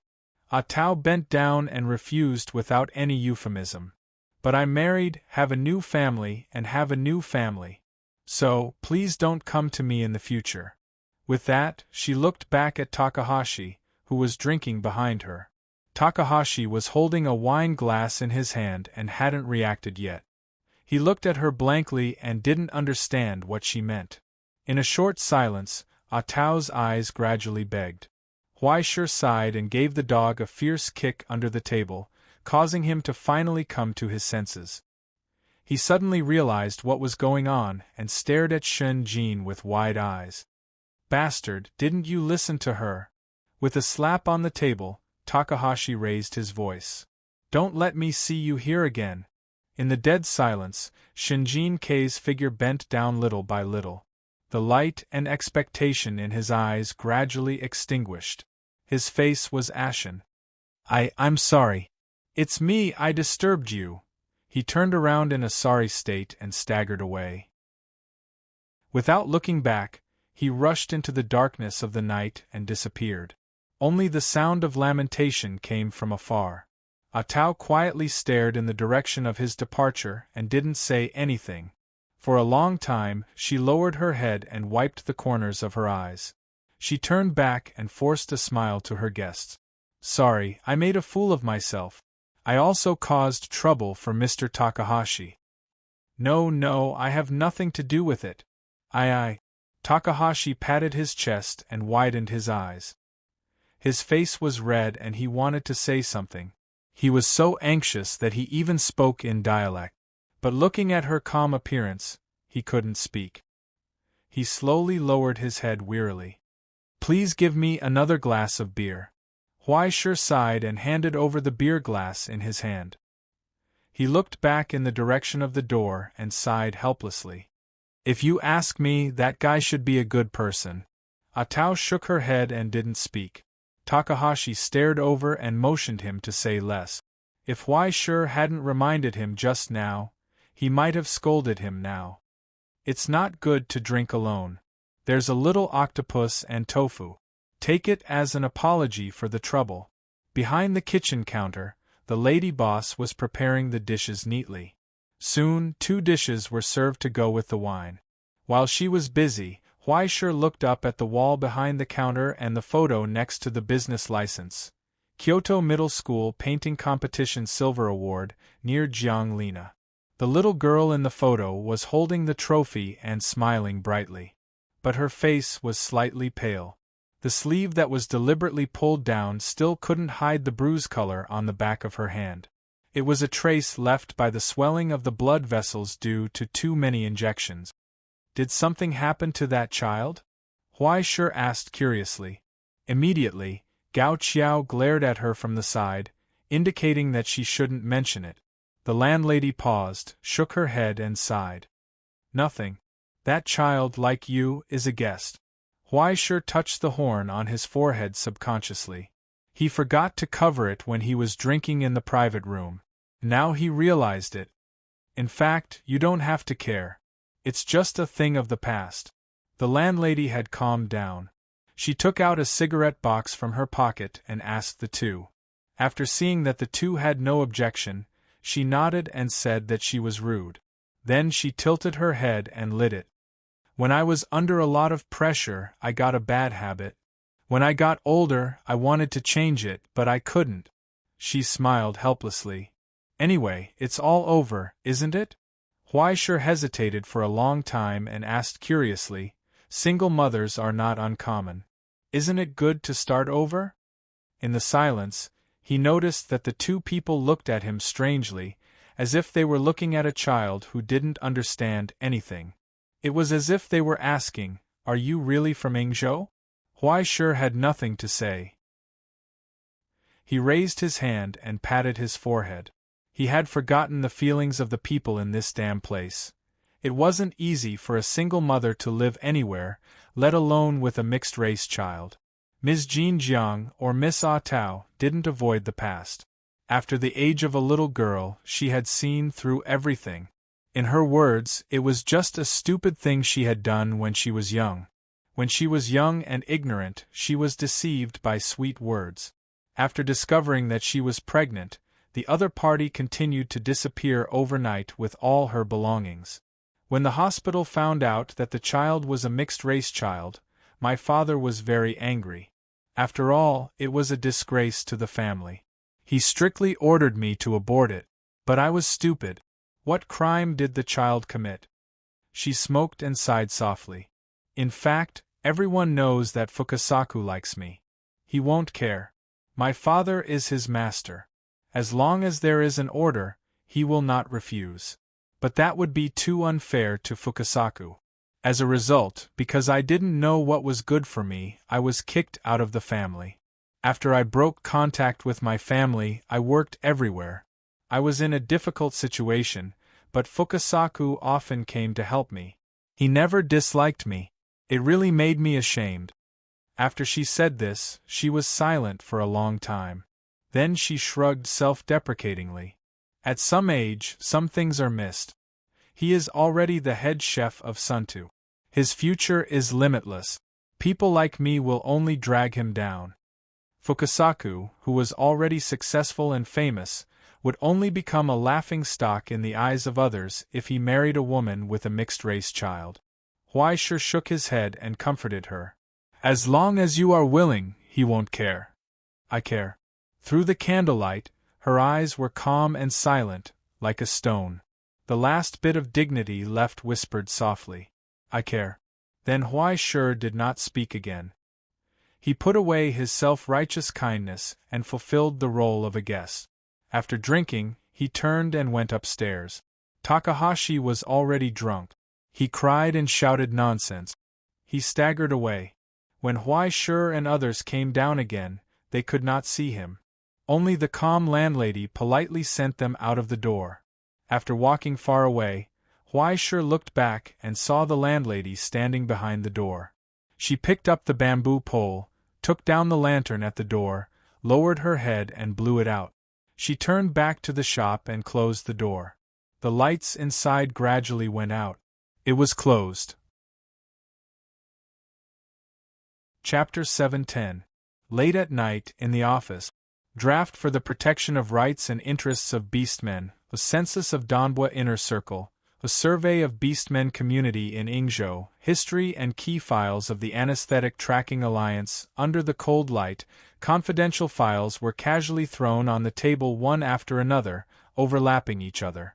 Ai Qing closed her eyes and rubbed her swollen eyes. She felt the absurd nature of this country from the bottom of her heart. Ingzhou, which was known for its openness and multiculturalism, was actually the most conservative and xenophobic place in the world. Passers-by in a hurry would not have time to pay attention to the interior under the bright appearance in front of the colorful scenery. Instead, they would admire the open and civilized appearance. For the native people here, the country had never changed because of outsiders. Even the general, the ghost from America, could not change the deep-rooted concepts and thinking that had long been ingrained in the inheritance. It was true that Ingzhou, which suffered a heavy setback 70 years ago, could hardly be called a sovereign country now. It could not even have a violent institution like the army. The Ascender institution, Looming Hall, and the elite force seat could only exist as a gathering place for the Chinese and the Emperor's guards. They could not appear in the meeting of the Central Bureau in the form of an official institution. Even the name of the Chinese had long been abolished. But that was only a nominal disappearance. In fact, everyone knew what was going on. The high officials and dukes of the past just continued to rule the country in a different way. They chose one tool after another and pushed it to the front to bear the anger from the people on their behalf. And they themselves hid behind the scenes through the overlapping of shares. They continued to be rooted in this land with a pervasive and terrifying influence. All kinds of accumulated abuses led to a completely different situation here from other countries. Under the intentional or unintentional indulgence of all parties, all kinds of bizarre and barbaric growth occurred. In addition to the peace and tranquility on the surface, all the places where the sun could not find were filled with demons. It could be said that some places would become a literal no-go zone once it was dark. According to the statistics of the Astronomical Association, more than 30% of the border smugglers came from the borders of Ingzhou. At the same time, this chaos and indulgence also brought a lot of wealth to Ingzhou, and even led to investment and various peripheral industries. With the large border extending from Kyoto, Yokosuka, as the axis, Ingzhou formed the largest border hub in the entire Asia. It was also the largest border material circulation channel in the present state. At the same time, it also became one of the main gathering places for beastmen in the entire territory. Edo, Osaka, and even the capital had moldy spots like the Donbua inner circle that many important people despised. Hybrids who couldn't obtain a proper position under the sun would throw themselves into the darkness, and exist in every corner of this class. The main body was the Extreme Tao Alliance, which was formed by 5 mixed-race large guilds and societies under the initiative of the 5 big bosses. Their influence covered almost every aspect of the mixed race's life. A Ingzhou beastman had been dealing with them since he was born, from unlicensed hospitals and unlicensed doctors to education, catering, pharmaceuticals, and even work. Strictly speaking, there was not much of a strict subordinate relationship between Green Sun and the 5 big bosses. The two sides were more similar to a deep alliance. Green Sun needed the influence of the present state, and the 5 big bosses also needed the support of Green Sun's strength. Everyone knew that the other party was their important arm, indispensable and irreplaceable, so they could only continue to exist as one. In the end, this behemoth called the Anesthetic Pursuit Alliance was formed. Together with the Russian Federation's K-Party, the Six Directions Society, the Heavenly Fool Company, the Iron King Party, the Illumination Cult, and other organizations, they formed the underworld of Ingzhou, a cruel system unique to the lawless zone. Not only were the mixed races planning a riot, but now the secret struggle in Kyoto was getting more and more intense. If the source of all this turmoil was traced back, it would be more and more unbelievable. The root cause was the proposed consumption tax increase proposed by the Legislative Court of Ingzhou 2 months ago. When the population growth index was decreasing year after year, the society was aging, the huge gap in pension reserves, and the prevalence of low consumerism, the continuous attacks had made the entire social system, which was glued together by harsh order suppression and a high welfare system, in danger. In short, the government was out of money. In order to maintain the existence of the welfare system, the tax increase was necessary. Even if it was to quench their thirst, they couldn't care less. The industries affected would involve the entire society. Oil, electricity, transportation, agriculture. Everything that could be produced and consumed would be re-evaluated. 2 months ago, when this proposal was proposed, it had already caused an uproar. Because of this, the struggle became worse and worse. In the end, it had become another competition between the Wu family and the Gong family. As the central government, there was such a natural contradiction between the Gong family and the Wu family, who secretly divided the local areas. The giant enterprises and societies added fuel to the fire, and the oppression and discrimination against the mixed races became more and more intense. If left alone, the riot of the mixed races would most likely cause a large number of hidden contradictions to explode. Then, due to the chaos and uncontrolled destruction, they would be resisted and counterattacked by the entire Yingzhou. After everyone worked together to kill the mixed races, the social contradictions and hatred of the people would be transferred to them. They would get rid of the blame on their heads, and they would get a real benefit. It could be said that the benefits were endless. As for the death of a few mixed races, it was not a big deal.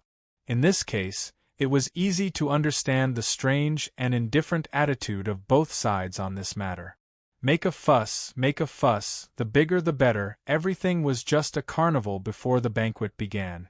Who knew how many people were rubbing their hands and could not wait?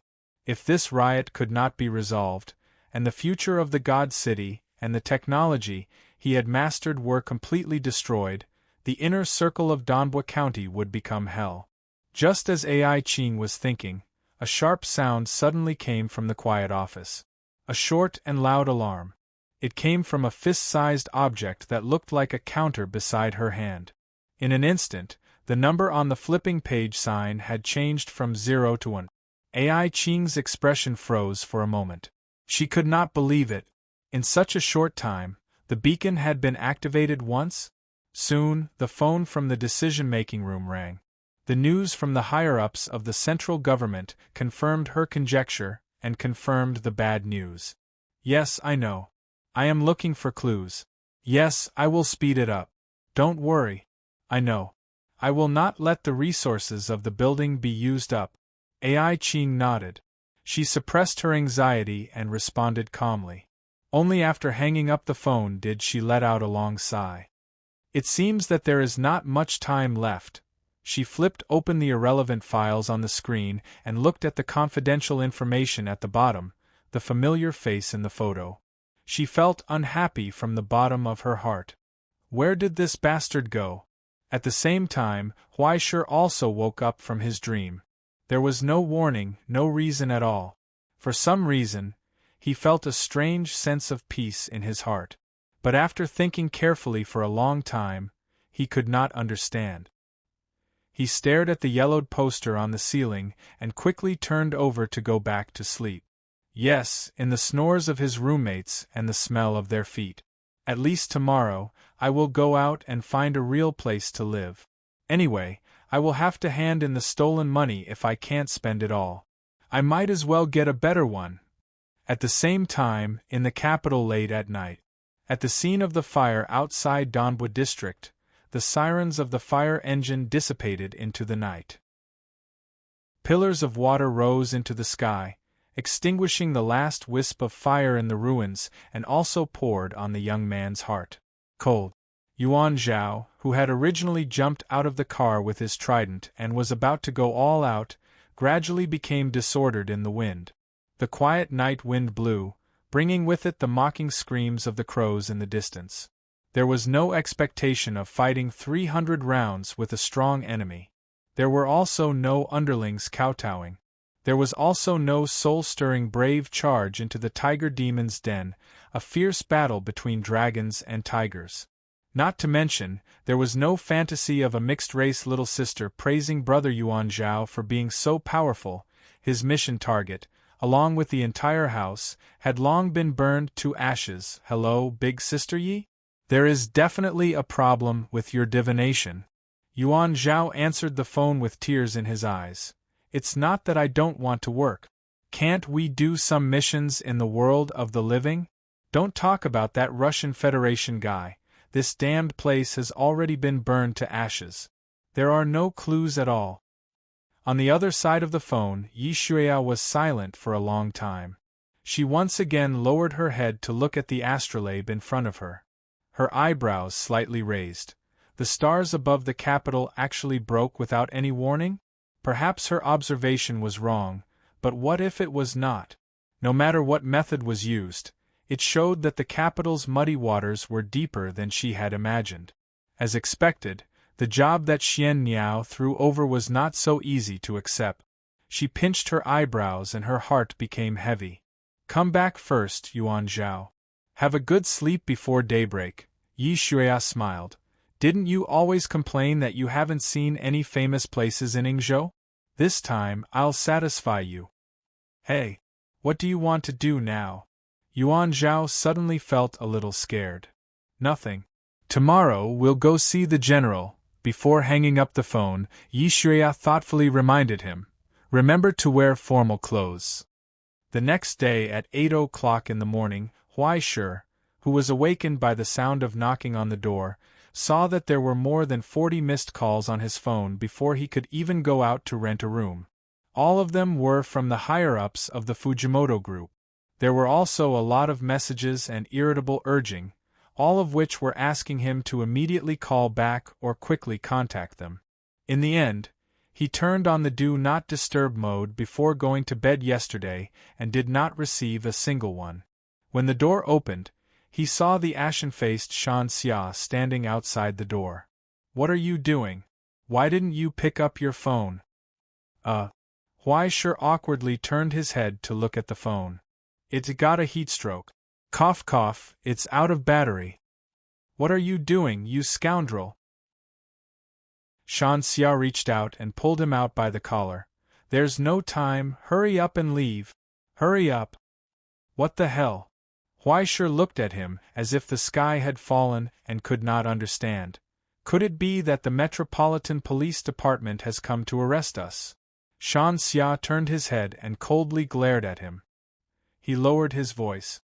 Boss Fujimoto, I can't hold on much longer. Chapter 711. To be precise, it was Fujimoto who was dying. Everyone was familiar with Fujimoto, but what exactly was going on with Fujimoto's dying? Let Huai Shi explain it to everyone. Fujimoto was dying. Actually, it was Fujimoto who was dying. Then why was Fujimoto dying? Everyone might be very surprised.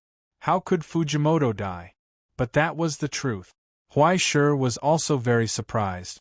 Then this was the matter of Fujimoto dying. Did everyone feel that it was very strange? Huai Shi also felt that it was very strange, because along the way, he had asked everyone for a long time. Everyone said the same thing, but no one could figure it out. Everyone welcomed him to discuss it with them in the comments section. What was there to discuss? Talk about the same thing? Huai Shi felt very uncomfortable. It was not until they arrived outside the hospital's emergency room that someone obtained the surveillance footage from the Metropolitan Police Department. It was probably early in the morning. Fujimoto wore a mask and came out of a private house. After seeing that there was no one around, he got into his van that was covered with inharmonious spray paint. Why is he acting so sneakily, like a thief? Huai Shi asked subconsciously. Immediately, everyone turned to look at her. Little brother, do you know how to talk? Big brother was sneaking around. How could that be called sneaking around? However, the others were immediately curious. The houses in the video were built one by one, and Fujimoto's house was in a high-end apartment building. It was obviously not his own house. Immediately, they became suspicious. Should we investigate? Someone asked. Cough cough. At the foot of the mountain coughed hard twice, looked elsewhere, and said in a low voice, Big brother has a woman outside. Don't talk nonsense. Sister-in-law is very strict. Alright, so it turned out that he was going out to play with a mistress. But the problem was that he had already changed his clothes and wore sunglasses. Couldn't he have changed his car? Huai sure felt a headache. He probably drove straight to the door after drinking last night. He didn't even notice that he was driving such a flashy official car. In the end, he suffered retribution. Just after crossing the intersection, there was a car accident. Or rather, it was a premeditated collision. A truck directly rushed over from the side and slammed the van that was waiting in front of the traffic light against the wall. Then, he quickly reversed the car and hit it again. Finally, the driver with a mask jumped out of the car and checked the scene. He was shocked when he saw that Fujimoto was still able to climb out of the car basket. But after looking left and right and discovering that there was no one around, he actually took out a knife from his bosom, rushed forward and ruthlessly stabbed a few times, then turned around and fled. Bastard! Seeing this, how could the Fujimoto Gumi's cadres not understand that this was a deliberate assassination by the enemy? Unfortunately, the one who did it was an ordinary person who didn't know anything. He didn't know that he was a mixed breed. Although the blood of ghosts often made people violent, it also stimulated the glands to secrete a large amount of hormones that exceeded that of ordinary people.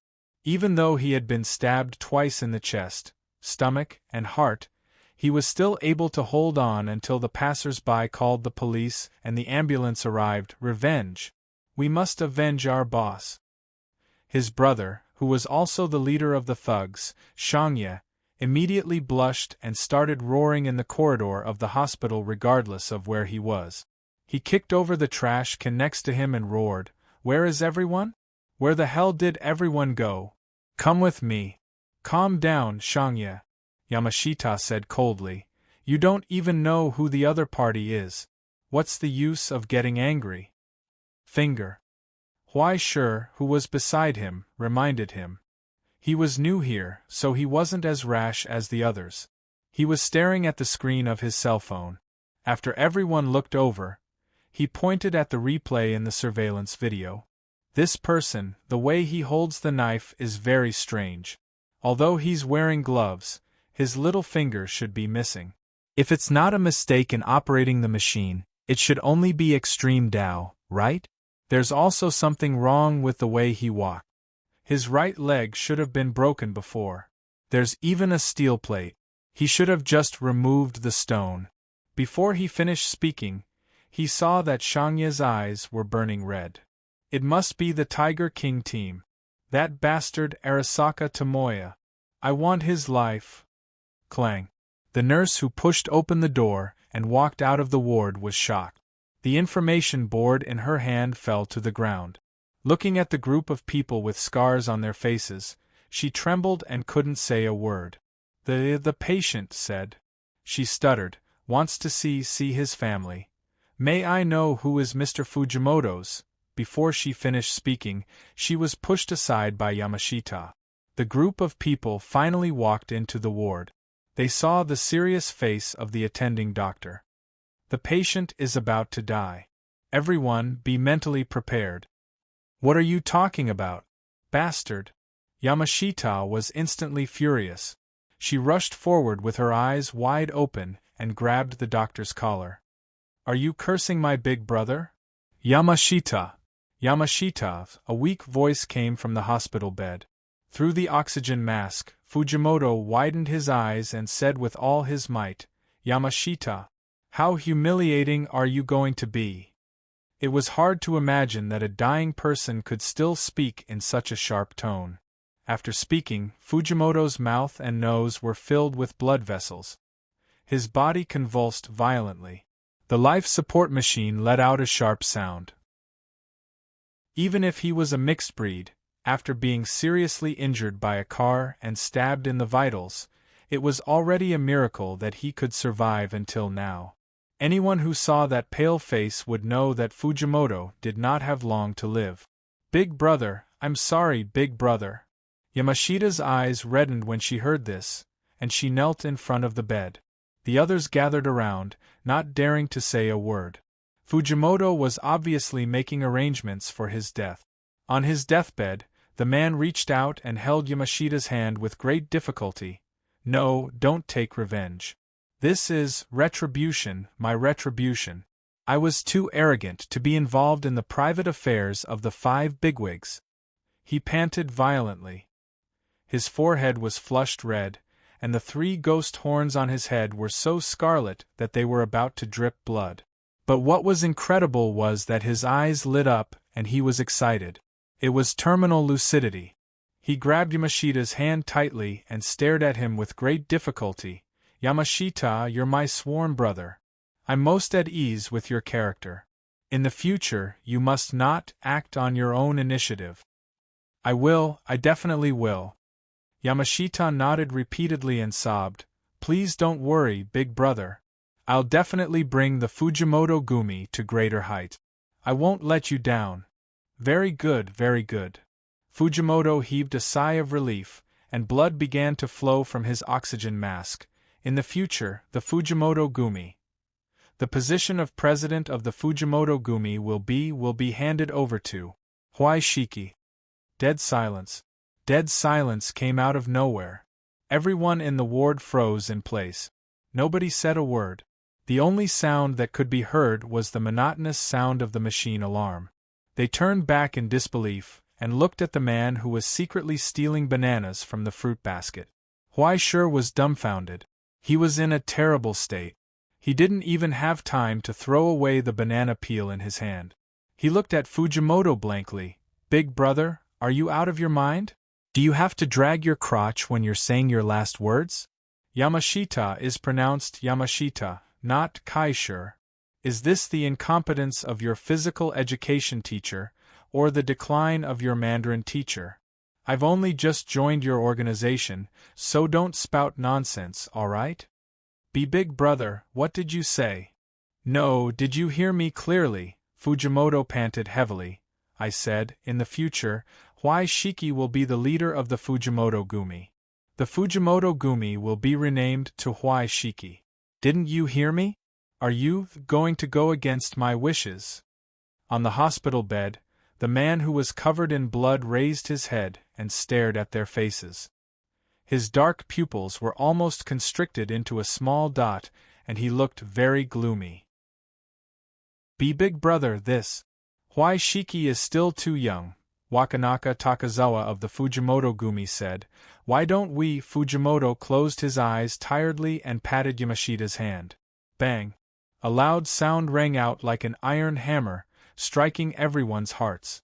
Yamashita turned around, pulled out the pistol in his pocket, and aimed it at Takazawa's face. Before the blank face could react, he pulled the trigger. In an instant, blood splattered everywhere, and Takazawa fell on his back. Everyone was stunned, including Huai Shi. Yamashita was expressionless. He only lowered his raised arm, ignoring the blood stains on the cuffs of his suit. Boss's meaning is very clear. The skinny middle-aged man looked around at everyone's faces. Who agrees, who objects? Huai Shi wanted to say that he objected. However, when he looked at the gun in Yamashita's hand and his red eyes, he wisely swallowed his saliva and did not say anything. Then, the matter of the second generation of the Fujimoto Gumi taking over the position of Huai Shiki quickly received everyone's unanimous approval and love. It was passed on the spot. Soon, under Fujimoto's signal, everyone left. Only the dying Fujimoto, Huai Shi, and Takazawa's body on the ground were left in the ward. Fujimoto raised his hand with difficulty and pointed at his personal belongings beside him. The password of the phone is 663s. After I die, contact. Green Sun.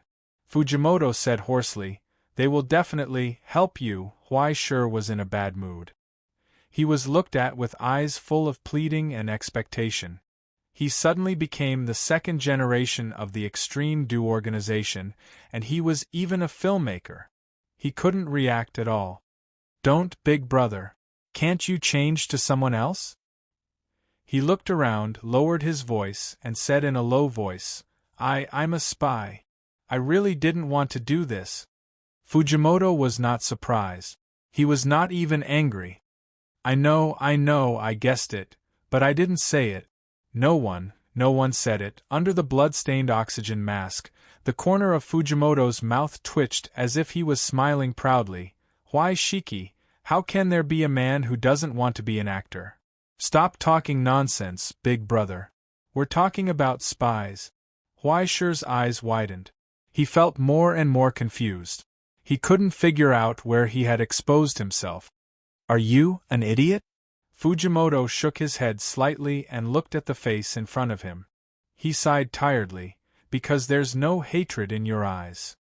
He had already vaguely felt that there was something wrong with the person introduced by Tanaka. When Huaishi mentioned Green Sun, he already more or less understood. He clearly felt that this guy might be a spy, but unexpectedly, he couldn't hate him at all. The people of Green Sun didn't notice, but he saw it. Huaishi, who walked out of Aisha's house at that time, lowered his head to hide the expression that was about to cry, "Please, Lord Huaijijun, please." He held Huaishi's hand tightly and used all his strength to repeat over and over again, "Please, everyone, I'll leave it to you." Huaishi was sluggish. He felt the hand holding him lose strength bit by bit. Finally, in the sharp sound of the electrocardiogram losing its fluctuation, Fujimoto lost his last breath. Only the gradually dimming empty eyes reflected the young man in front of him. Until Huaishi lowered his head and nodded vigorously.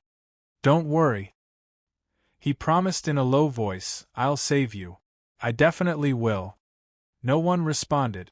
Only the last trace of consciousness passed away in satisfaction, never to return. Chapter 7:12. In the hospital, in the quiet corridor, everyone was silent and did not speak. When the news of Fujimoto's impending death weighed heavily on everyone's heads, the original grace and calmness disappeared without a trace. There was no doubt that the change of leader was the most important thing for the unstable Fujimoto Gumi. They could not afford any more accidents. Originally, everyone was prepared for Yamashita to take over, but no one expected that the successor would not be Yamashita, who was the head, nor Ueno, nor Ojiwara, who was the head of the Fujimoto Gumi. Instead, it was Kaori, who had only joined the gang for a day. Kaori. The change was sudden. Regardless of whether everyone agreed or not, Fujimoto had already made up his mind. Before his death, he used the prestige that he had cultivated for so many years to force everyone to accept this reality. And those who did not accept it had already been personally executed by Yamashita.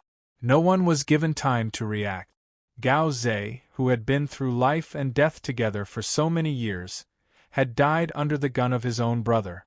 Of course, everyone knew that he had some ulterior motives, but the decision at the foot of the mountain made everyone shudder. Now, Yamashita stood alone in front of the window, smoking with his back to everyone. He did not say a word, and no one could see his expression clearly. Ueno did not speak either. His gaze moved between Yamashita and the door of the ward, his expression gloomy. After a long time, Ojiwara, who was the finance and cashier, adjusted his glasses and spoke first. "I have a question that I want to ask first," he said. "Yamashita, I'm the oldest here, and even my grandson is about to be born. The person who doesn't want anything to happen to the Fujimoto Gumi the most is also me. If you think that I'm in the way, then you might as well kill me too." "Ojiwara, what nonsense are you talking about?" Ueno widened his eyes. "Didn't Gao Zei just die? Why can't I die?" "We're Kyudo Ueno," Ojiwara said calmly. "The survival of the gang depends on the leader and the rules. Everything can be sacrificed, but these two can't be shaken. If you offend them, even if it's your own people, you have to kill them, and you have to kill them more ruthlessly and decisively than outsiders. If Gao Zei wants to be a hindrance and a black sheep, then he has to die. But Yamashita Kuro, I have something to ask you." Otaku asked. "What are you thinking? What do you think of the position of team leader?" He paused for a moment and asked coldly, "Can you really accept a newcomer who has only joined the Fujimoto Gumi for less than a day to ride on your head?" At the foot of the mountain, he finally turned around and looked at him. His eyes were bloodshot as he stared at him. Otaku looked over calmly. In the silent exchange of gazes, Yamashita finally opened his mouth and replied, "I've said it very clearly just now.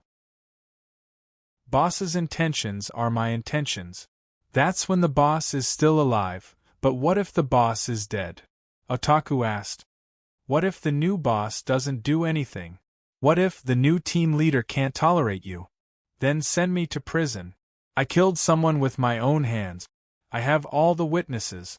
There's nothing to deny." Shan Xia lowered his head and glanced at the pistol in the inner pocket of his suit. His expression became calm. "This is the boss's arrangement. I have no objection. That was Fujimoto's final order. His coldness and decisiveness when he was dying. They had gone through so many years together. There was no need for more words and expressions. The moment he sighed, his determination had been conveyed to Yamashita. When he pulled the trigger, it meant that Yamashita's path as team leader was completely destroyed.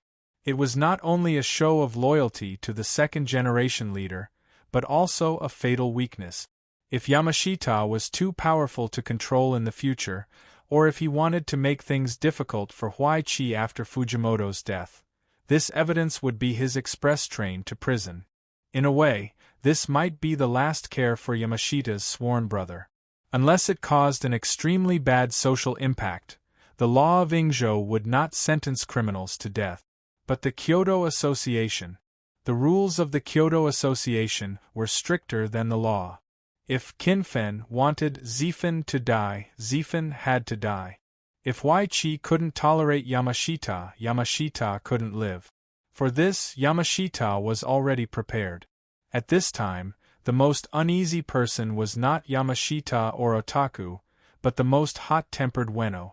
Yamashita was Fujimoto's confidant, the person he trusted the most in the entire group. For so many years, he was loyal. Even if he told Yamashita to jump off a building immediately, Yamashita would not frown at all. Otaku was a civil servant.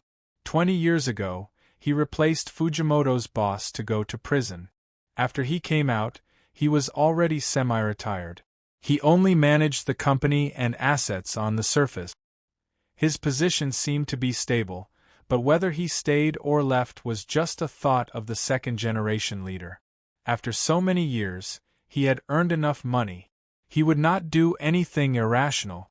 On the contrary, he was more concerned about whether the Fujimoto group could continue to exist stably, rather than being changed beyond recognition in the internal strife. Only Ueno was brainless. He had always been careless. What he did was also the work of a thug who licked blood from the tip of a knife. Now, Fujimoto's boss suddenly said that he would pass the position to a newcomer who had just joined the group.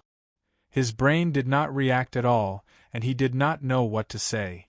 Gao Zei could not see the situation clearly, or it could be said that he was blinded by the position of team leader. Seeing that Yamashita could not take the position, he relied on his relationship with Yoshida Kai to think about it. He deserved to die. Moreover, before this, Fujimoto had already announced at the high-level cocktail party that Kaisher had become an official member of Green Sunday. With Green Sun as an arm, the Fujimoto group might be able to flourish in the future. However, no one knew what this new second-generation leader was thinking. Actually, everyone, there's no need to be so pessimistic. Ueno forced a smile and tried to lighten the mood. Although we're all heartless extreme Taoists, Brother Fujimoto has never harmed anyone in his life. He must have his reasons for choosing Waikiki, right? No one spoke or responded. After a short silence, the rapid heartbeat alarm could be heard through the door. In the end, it was silent. Everyone's faces gradually turned pale. Fujimoto was dead. Whether they were willing or not, the Fujimoto group would change in the future. But at the same time, sorrow and sadness emerged from the bottom of their hearts. In the silence, everyone looked at each other and waited for orders from the other side. Only Yamashita lowered her head, took a deep breath, rubbed her eyes, and took the lead to walk to the door. She raised her hand and knocked on the door. No one responded behind the door. After a long, long time, a low voice was heard. "Come in." In the room behind the door, the man on the hospital bed had already passed away. He was no longer breathing. The figure with his back facing them sat on the chair in front of the hospital bed, smoking quietly. Green smoke slowly rose from his fingertips and curled up into the sunlight shining in through the window. In the silence, he stared at the sunlight outside the window and did not speak. He was still dressed dispiritedly and casually, but for some reason, he felt different from the past. He was different from the dazed young man just now. "Is everyone here?" The white figure in Kaishi's arms turned around. When his bangs were brushed up, his curved horns were exposed under the sunlight and were no longer hidden. His calm eyes swept across the crowd. After a long time, he nodded slightly. "If everyone is here, let's say goodbye to Mr. Fujimoto," he said. "You should all be grateful to him and remember his last kindness. Do you understand?" The owner of the pair of eyes told them as if he was reprimanding an ignorant child. After giving the judgment condescendingly, no one was allowed to refute it. "Yes, don't ask too many questions, and don't have to be suspicious. You just have to do as you are told." He was clearly a newcomer who had joined Extreme Tao on the second day, but his arrogant and fierce attitude made him seem like someone high above others. Being stared at by that pair of eyes, everyone couldn't help but shiver. But whether it was out of respect for the second generation's purpose or gratitude for Fujimoto's constant care, they had no reason to disobey. All of them bowed and respectfully said goodbye to the deceased on the hospital bed. No one spoke again until Kaisher finished his cigarette silently and put it out in the vase at the bedside. He turned his head and looked at the silent foot of the mountain. "Where's the pistol?" As he spoke, Huai-Shur stretched out his hand and beckoned to the foot of the mountain. He spread his fingers and waited. In the silent air, something tightened again. The foot of the mountain raised his head, and his expression twitched. He slowly raised his hand and pulled out the pistol from the holster in the inner pocket of his suit. His fingers seemed to fall on the trigger for a moment. But soon, he let go as if he had been electrocuted. He held the handle of the gun as if he was holding a hot iron. He stiffly handed it over. Huai-Shur raised his hand, grabbed the body of the gun, and took the pistol out of his hand. Then, he looked at the pistol in his hand. There was no problem with it, and there were no signs of rust damage. It was well maintained. He took out a silk handkerchief and simply wiped the body of the pistol and the handle of the pistol. After carefully wiping away the irrelevant fingerprints, he held the handle and raised it before everyone could breathe a sigh of relief. He pulled the trigger. The high-pitched sound rang out again. Gao Zei's body on the ground twitched and stopped moving. "The pistol is not bad. It's a rare American product. Give it to me in the future."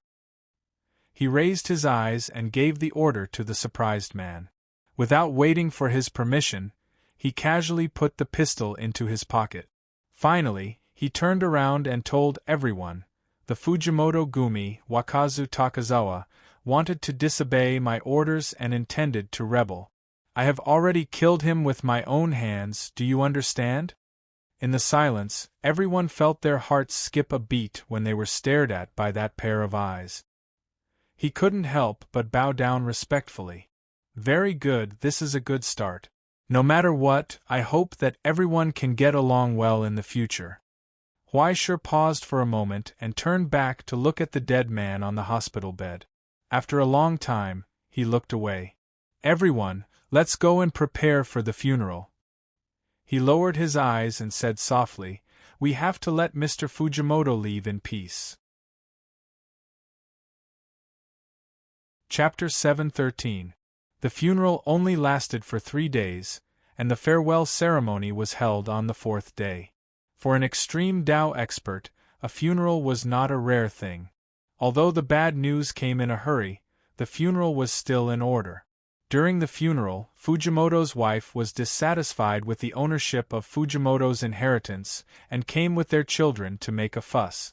However, they left resentfully when they didn't see Huaishur. Other than that, there were only some distant relatives.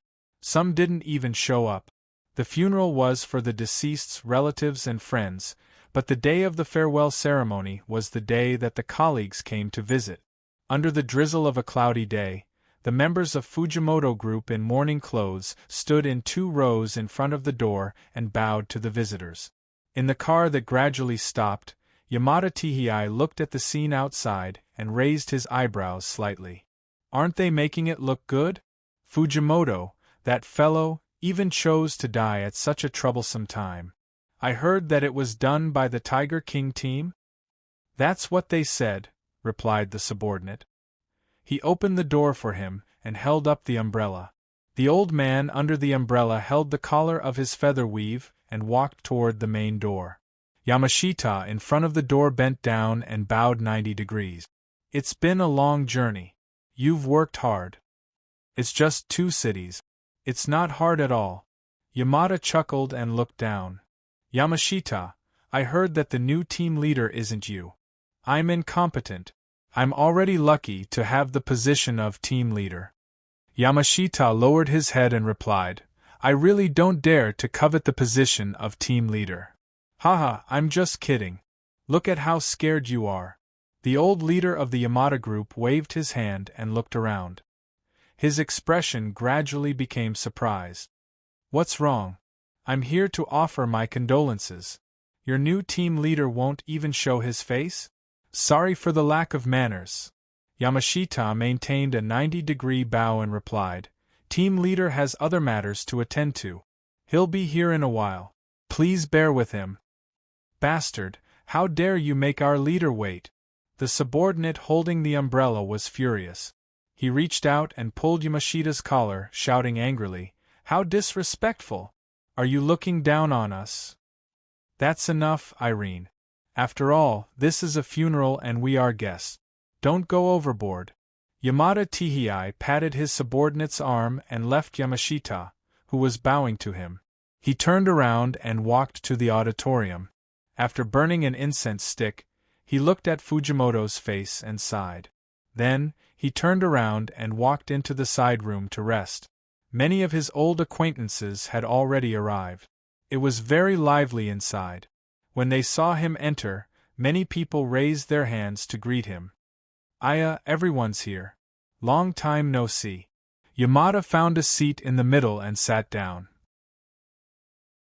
He looked around and asked knowingly, Didn't the people from the Tiger King team come? If they dare to come, I'm afraid there will be a fight today, right? I don't think so. The old man with burn marks on his face raised his eyes and glanced at the door outside. I heard that the Tiger King unit has already invited the 5 big bosses to mediate in the past 2 days. In order to protect his youngest son, that fellow Yuzaka has really put in a lot of effort. Yamada, on the other hand, you're asking the obvious. You must know something, right? What do you mean?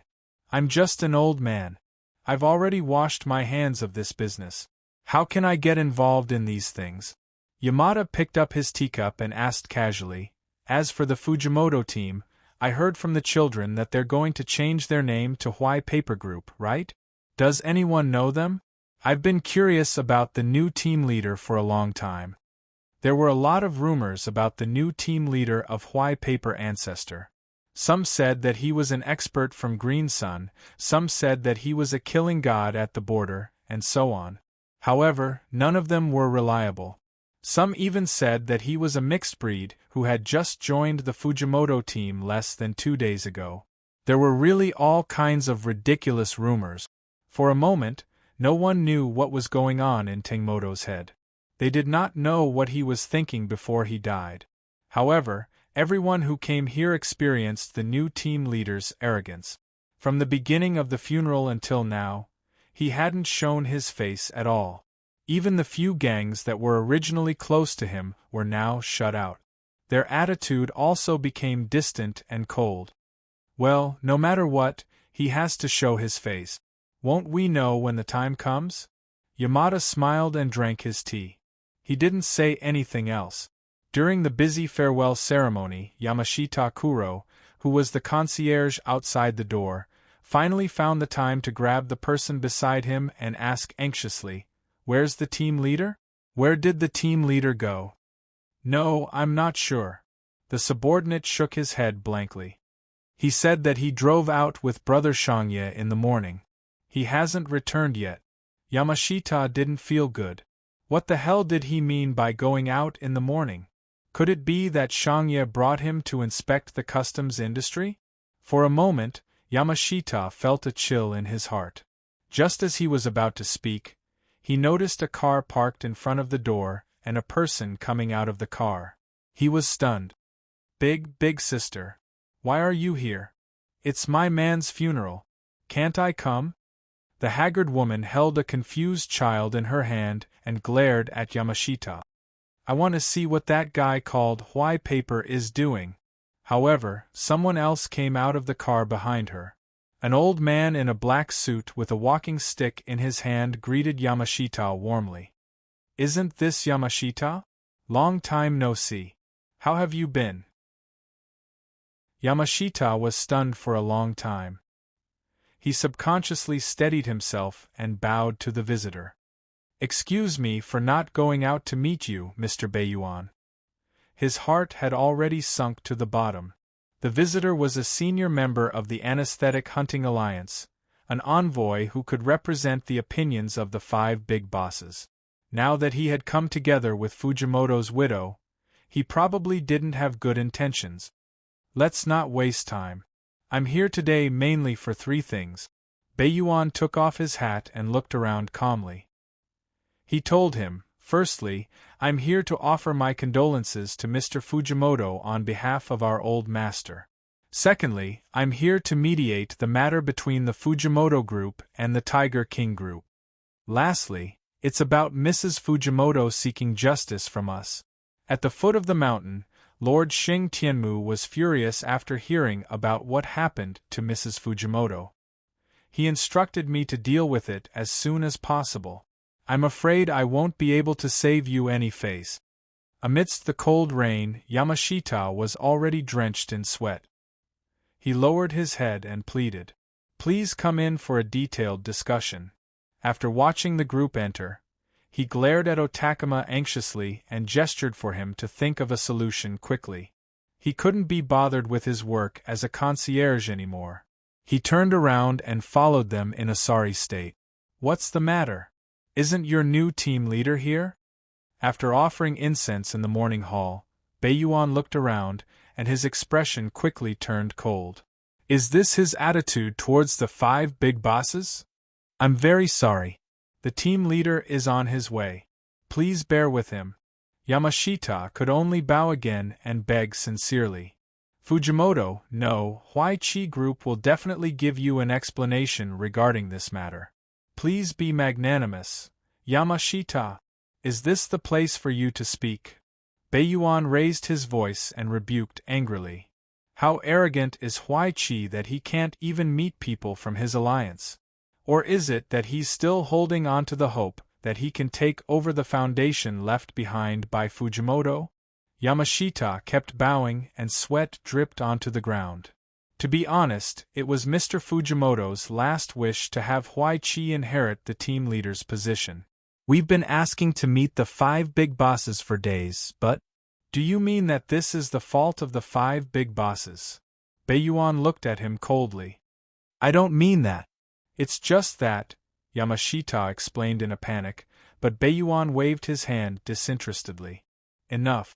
The Alliance has already decided to mediate the dispute between the Fujimoto Group and the Tiger King Group. Let's offer this in front of Fujimoto's memorial tablet." As he spoke, he took out a box from his pocket and threw it into Yamashita's arms. The box opened. Inside was actually a pinky finger that had already started to turn black with the end tied by a rubber band. Yamashita's hand trembled, and he looked up in disbelief. What does this mean?" This is the Tiger King group's sincerity. As the saying goes, it's better to squash enmity than keep it alive.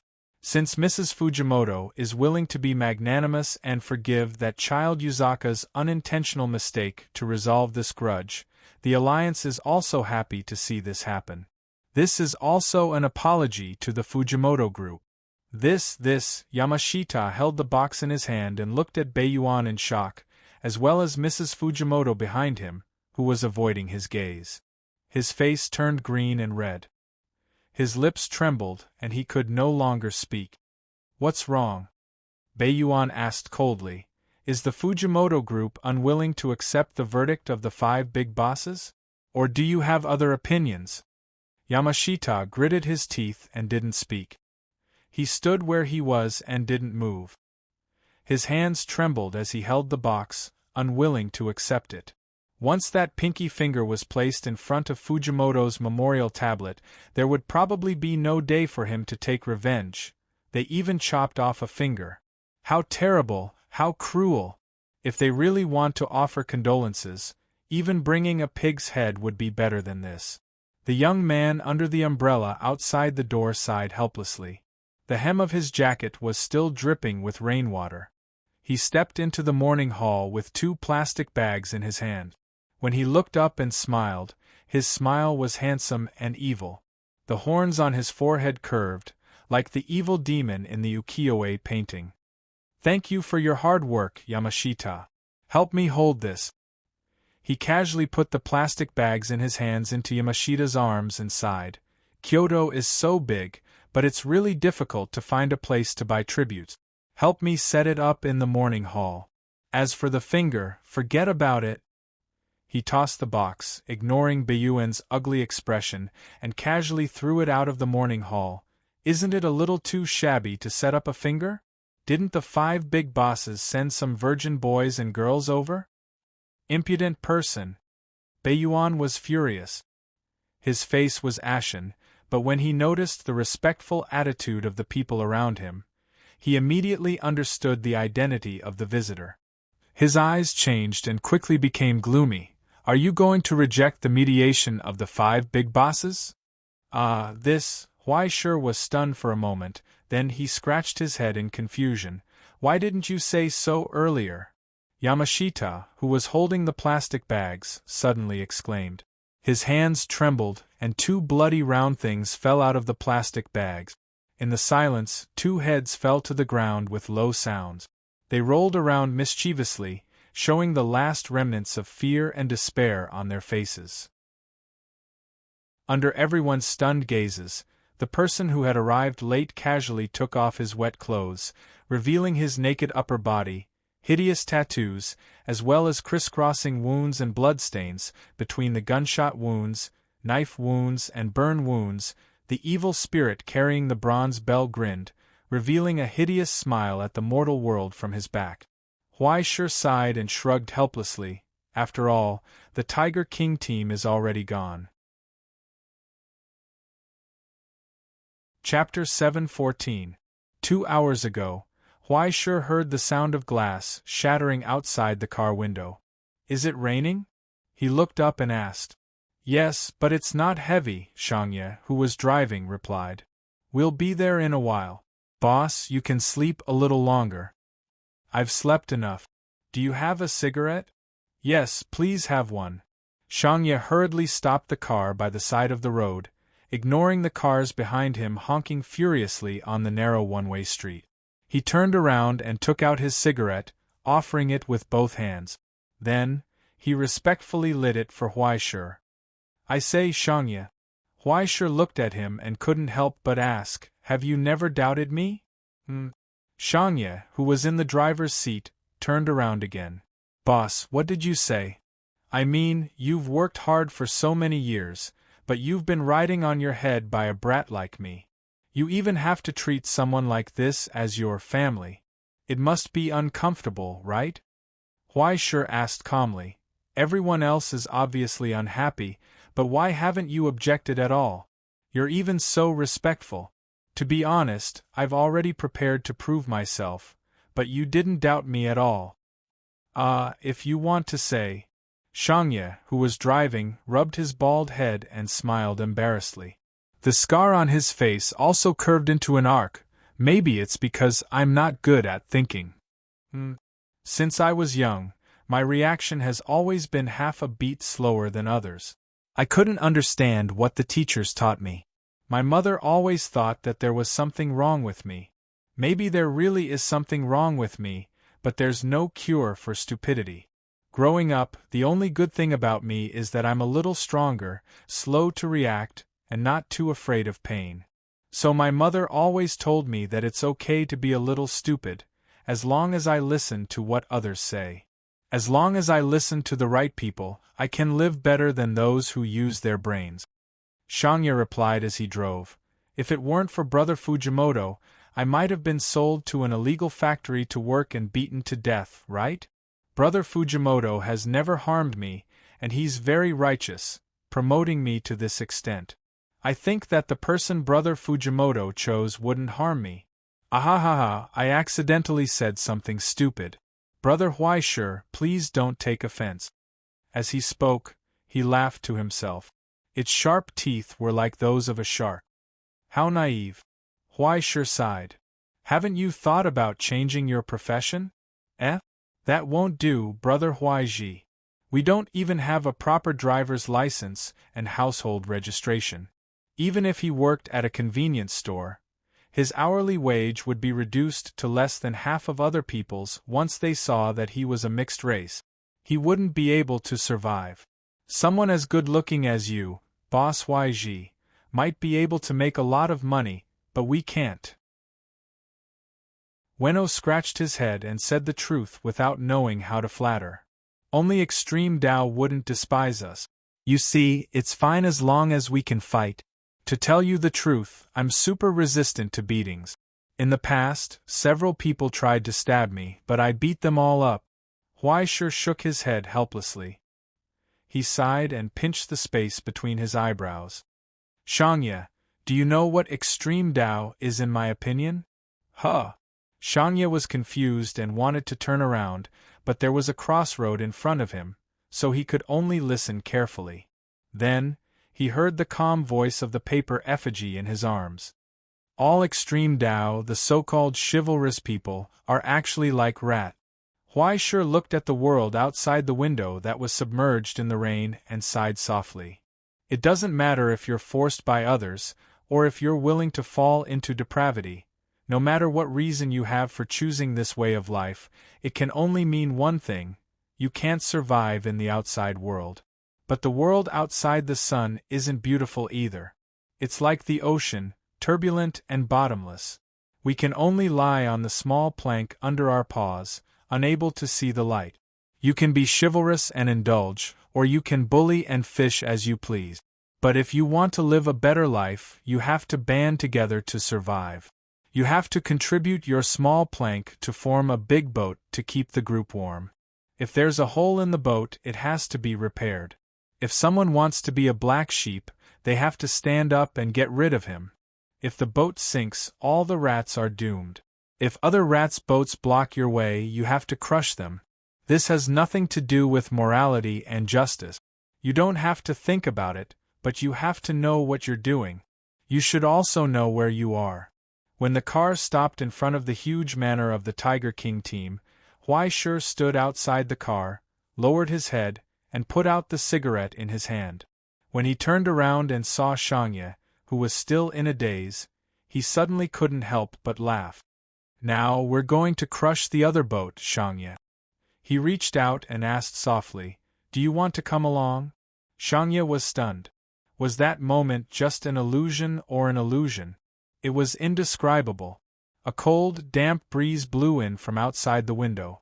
It was like a raging storm, pouring into the car amidst the roar of the surging waves. The loud noise of the raging waves almost crushed him. But amidst the roar, a solemn and majestic silhouette emerged from the storm, tearing the hurricane apart and crashing through the waves. It was an unbelievably huge steel battleship patrolling between the sky and the sea.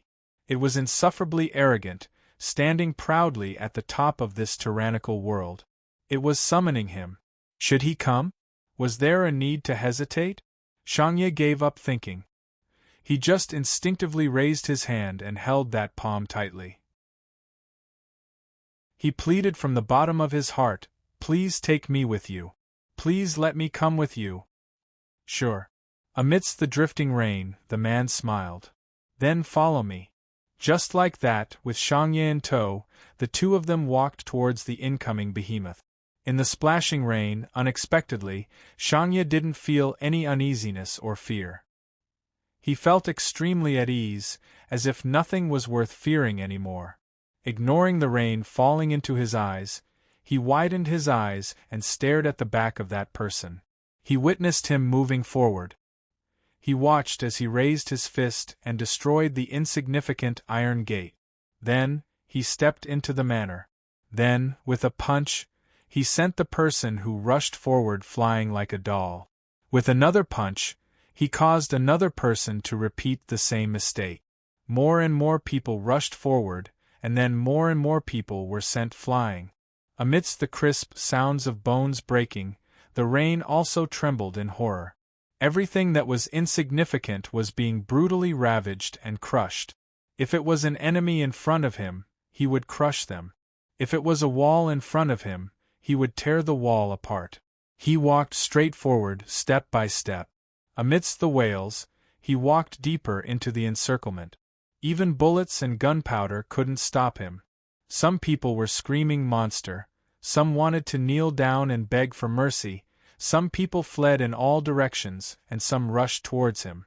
When Shangye came back to his senses, he had already fallen in the messy hall. He tried his best to breathe. His body was covered with gunshot wounds, knife wounds, and bruises from the scuffle. But his body seemed to have a mind of its own. He contracted his arms tightly until the struggling opponent in his arms lost his strength and stopped moving. He won. In his exhaustion, he felt his vision darken. He lost too much blood and couldn't breathe. But when he looked up, he could still see the man standing beside him looking down at him, waiting quietly. "Can you still stand up, Shangye?" he said, "just a little more. Don't give up." You were waiting for me?" Shangye raised his head in disbelief, and looked at the cold face that was dyed red with blood. So, that person laughed and nodded matter-of-factly. "Yes, because we agreed to do it together." How should he describe the ecstasy and honor at that moment? The happiness that almost made him cry, and the power that came with those words. Unprecedented power. "Sorry to have kept you waiting." Shangye raised his head and propped his body up. He forgot about his illness and weakness and followed that person again. Just like that, he broke through the last door and finally saw those pale faces. They no longer looked as arrogant as before. They seemed to be trembling in fear. You can't do this. The 5 bosses have already stopped." Arasaka Tetsuya covered the wound on his left hand and screamed, "Beiyuan, Mr. Beiyuan won't let you go." After a moment of silence, Shangye and the man beside him looked at each other and smiled mockingly at the same time. Then, they raised the gun in their hands, aimed at the front, and pulled the trigger. When the roaring stopped, Shangye slowly walked forward and looked down at those faces that were still in disbelief even when they were about to die. He grinned and spat. "Beiyuan? He's nothing. We actually respect you a lot too, Mr. Beiyuan." At this moment, in the morning hall, the paper figurine in his arms shrugged helplessly. "But we really didn't know. To be honest, I didn't expect them to be so weak." Beiyuan's face was pale. He was about to scold him when he saw Huaishur raise his hand and push it forward casually. Boom! Along with a low muffled sound, a hurricane appeared out of nowhere. Suffocating airwaves swept across and scraped past his face like a knife. His hat was blown away, and his mottled white hair danced in the wind. He lay on his scalp and didn't dare to move anymore. "There's not even a guy who can catch my push. The Tiger King team is really not that good." Huaishur smiled and explained to the emissary of the 5 big bosses. "Besides, this isn't our fault, right?" Beiyuan's face twitched. What do you mean?" What I mean is what I mean. Huaishir sighed. We're all small characters who can only continue to exist because of the alliance. If this is what the 5 big bosses want, how can we dare to disobey? But why didn't you say something so important earlier? He asked doubtfully. Shouldn't the 5 big bosses' judgment be delivered soon? It's already past 5 in the afternoon. Even if they came after work, they didn't have to come so early, right? Mr. Beiyuan, why didn't you come an hour earlier or give them a call? As he spoke, the blood-stained man took a step forward and scrutinized that angry face. He asked word by word, or is it because of you that you were delayed on the road for too long? How dare you? Beiyuan roared and retorted hoarsely. Are you going to say that this is my fault? What else? Huaishir retorted indifferently. He raised his finger and poked the old man's chest. He told him word by word, the destruction of the Tiger King team, the death of more than 70 people, including Tetsuya Sakaka and his son, and all the losses caused. All of these, of course, are your fault. Chapter 7:15. Dead silence, a frozen dead silence. Even the big shots who were quietly peeping in the side room were stunned, staring at the insolent figure. For the first time in a long time, they saw someone who dared to step on Beiyuan's face. Only Beiyuan looked down at the finger in front of his chest in a daze. It was still unbelievable. When he looked up, he saw Huaishir's mocking and indifferent eyes. His face turned from red to blue, and the cane between his 5 fingers almost cracked. He roared angrily. Bastard, you dare to insult me! I just said a few words of truth. You don't have to be so angry, right? Huaishir sighed. You don't have to speak so loudly, I can hear you.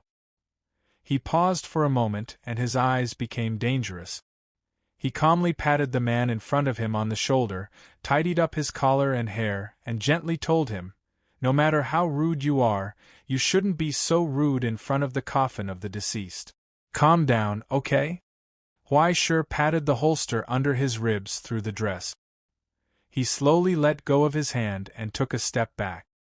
He looked at his appearance and nodded with satisfaction.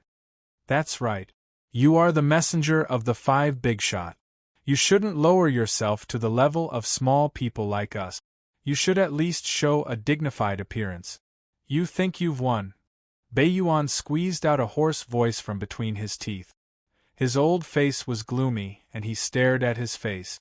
You think you are very powerful, very strong. I know that every year, there will be people like you who don't know the immensity of heaven and earth jumping out, wanting to challenge authority. You don't know the immensity of heaven and earth. You think you can challenge the 5 big shots with Tengbin's inheritance in your hands. But you are dreaming, Huaishir. If the 5 big shots don't allow it, you can't even be the boss. Probably. Maybe it's just like what you said? Huaishir shrugged indifferently and smiled. But, who do you think you are? If you want to take away my position, let the 5 big shots talk to me. Luohe, Xing Tianmu, Jiowa, Qianye, and Huang Chuan, it doesn't matter who it is. He bent down and whispered into Beiyuan's ear. If they are not satisfied with me as a newcomer, then ask them to come and tell me personally. In the silence, Beiyuan raised his eyes and looked at the man's face. Very quickly, he nodded slowly. Very good, I will pass on your words. Huaiji, I really hope that you can still have this kind of backbone when you're about to die.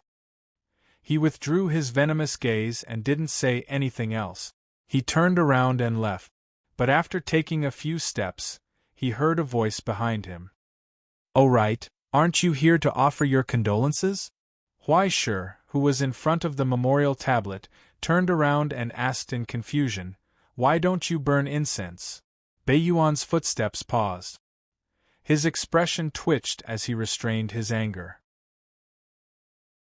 He turned around and raised his hand towards the foot of the mountain. At the foot of the mountain, he bent down and offered a bunch of incense sticks with both hands. The incense sticks were lit in the candlelight. The fleeting flame rose and illuminated the faces of the old and the young. Very quickly, it disappeared in the water vapor that blew in from the thin rain. Only a thread of flickering flame fell into the incense burner and turned into spirals of green smoke, diffusing in all directions. Watching Bei Yuan leave angrily, at the foot of the mountain, his face pale, walked over and lowered his voice. Bei Yuan is the messenger of the 5 big bosses if I know. Huai Shi said, I did it on purpose. At the foot of the mountain was sluggish. Why? The reason is very simple. Huai Shi turned around and looked at him calmly. If there is no chance, how can a newcomer stand out? At the foot of the mountain, he wanted to say something but stopped. He really wanted to say that he was roasting the Fujimoto group on the fire. Once this spread out, he was afraid that they would be in danger of being overturned. But the Fujimoto group no longer existed. Now it should be the Huaiji group. The matter of the relationship had already been decided. What right did he, a has-been, have to make irresponsible remarks? What was done could not be undone. What was left was nothing more than a mountain of knives and a sea of fire. After the panic, at the foot of the mountain, he had already accepted the reality. If the 5 big bosses were to blame him, at worst he would accompany the group leader on the road to hell. He lowered his eyes and did not speak anymore.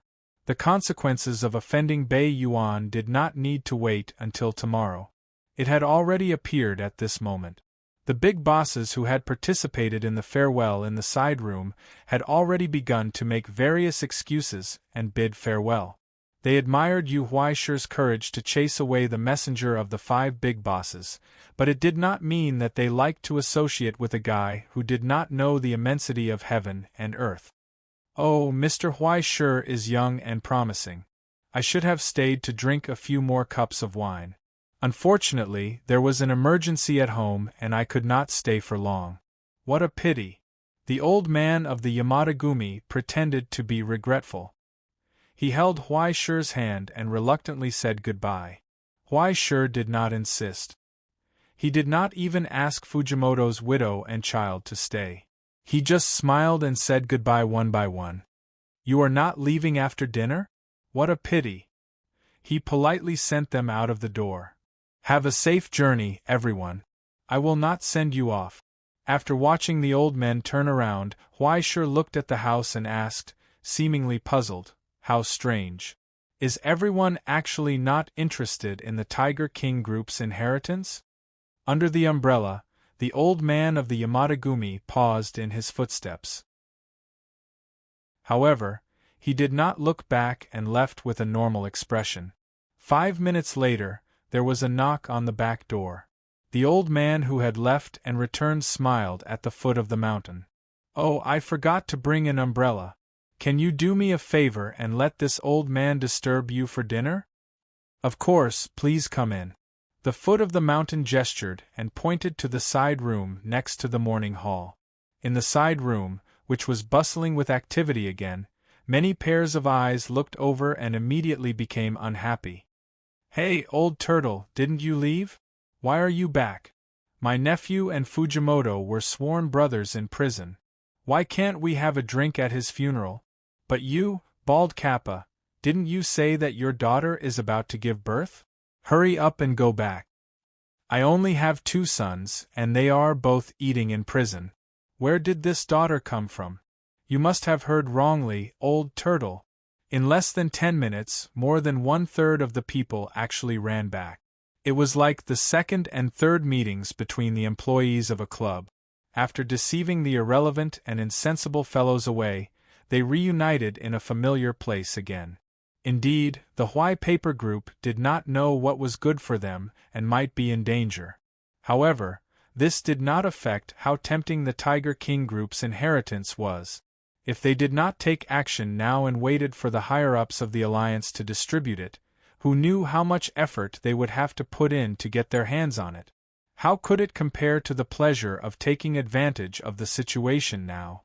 Even if the Huai paper group was no longer around, they couldn't just ask them to return the assets that they had spent money on, even if they were the 5 big bosses, right? Although the extreme Dao did not follow the so-called procedures and never paid taxes, there were also rules. There was too much room for manipulation, and too much profit to be made. These old fogies couldn't help but be tempted. Besides, they might even be able to take another wave of the Huai paper group. Wouldn't it be wonderful to have the assets of two groups serving them? Looking at the lively atmosphere in the room from afar, Huai Shi turned and left. He threw the rest of the matters to O'Shea. There was no need for him to appear again. An hour later, O'Shea hurried into the lounge specially prepared for Huai Shi. He was sweating profusely and wiping his forehead. Team leader, the assets of the Tiger King Group have been sold. The fixed assets and goods in their hands, as well as the channels and shops of the milk tea chain, have all been bought by those four groups. At this point, he couldn't help but feel the pinch. It was still too rushed. Those old fogies had opened their mouths wide and had no room to bargain at all when they haggled. It was as if they were buying cabbages. Moreover, according to the rules, such assets that had not been dealt with properly had to be discounted by 30%. It was almost the same as daylight robbery. He lowered his head and handed over the thick documents in his hands. He reported. This time, it was respectively from the Yamatagumi, and Huai Shi waved and interrupted the long-winded speech that followed. Just tell me the total amount. A total of $57 million. O'Shea adjusted his glasses and took a few breaths to prevent himself from having a heart attack. According to your request, we only want cash and hard currency. If it's not enough, we'll mortgage it first and settle it within a week. After hastily calculating the borrowed income, he couldn't help but be overjoyed.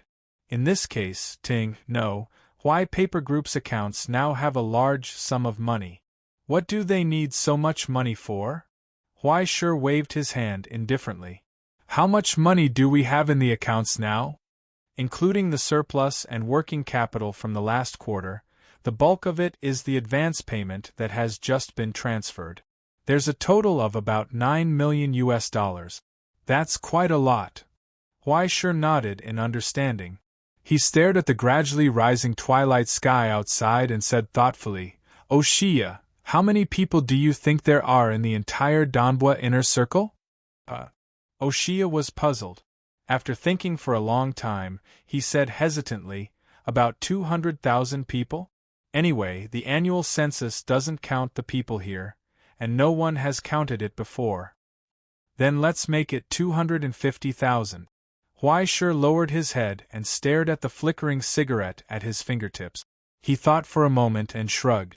Then, let's do it this way. Before O'Shea could react, he raised his head and smiled. Go tell everyone here that there's a guy called Huai Paper who's new here. He wants to treat them to a drink and ask them to take care of him in the future. He said, I want to treat everyone to a drink. O'Shea was stunned. He froze on the spot and was dumbfounded. Boss, are you serious? Such a large sum of money is not something to joke about, right? Huai Shi said, help me do the math. Do you have a calculator? This was the simplest arithmetic problem. The cheapest beer, Twilight beer, cost $270 per can. That was a total of $67 million, which was almost 700,000 American dollars. In this case, I can still keep more than 8 million. Huai Shi pinched his chin and thought for a moment. He took out a business card from his pocket. Border Peace Water Conservancy Group. Contact this company. I've already negotiated the terms of the contract. Just discuss the prepayment and follow-up payment. Remember to reserve a part of the cost of the pipeline laying and renovation.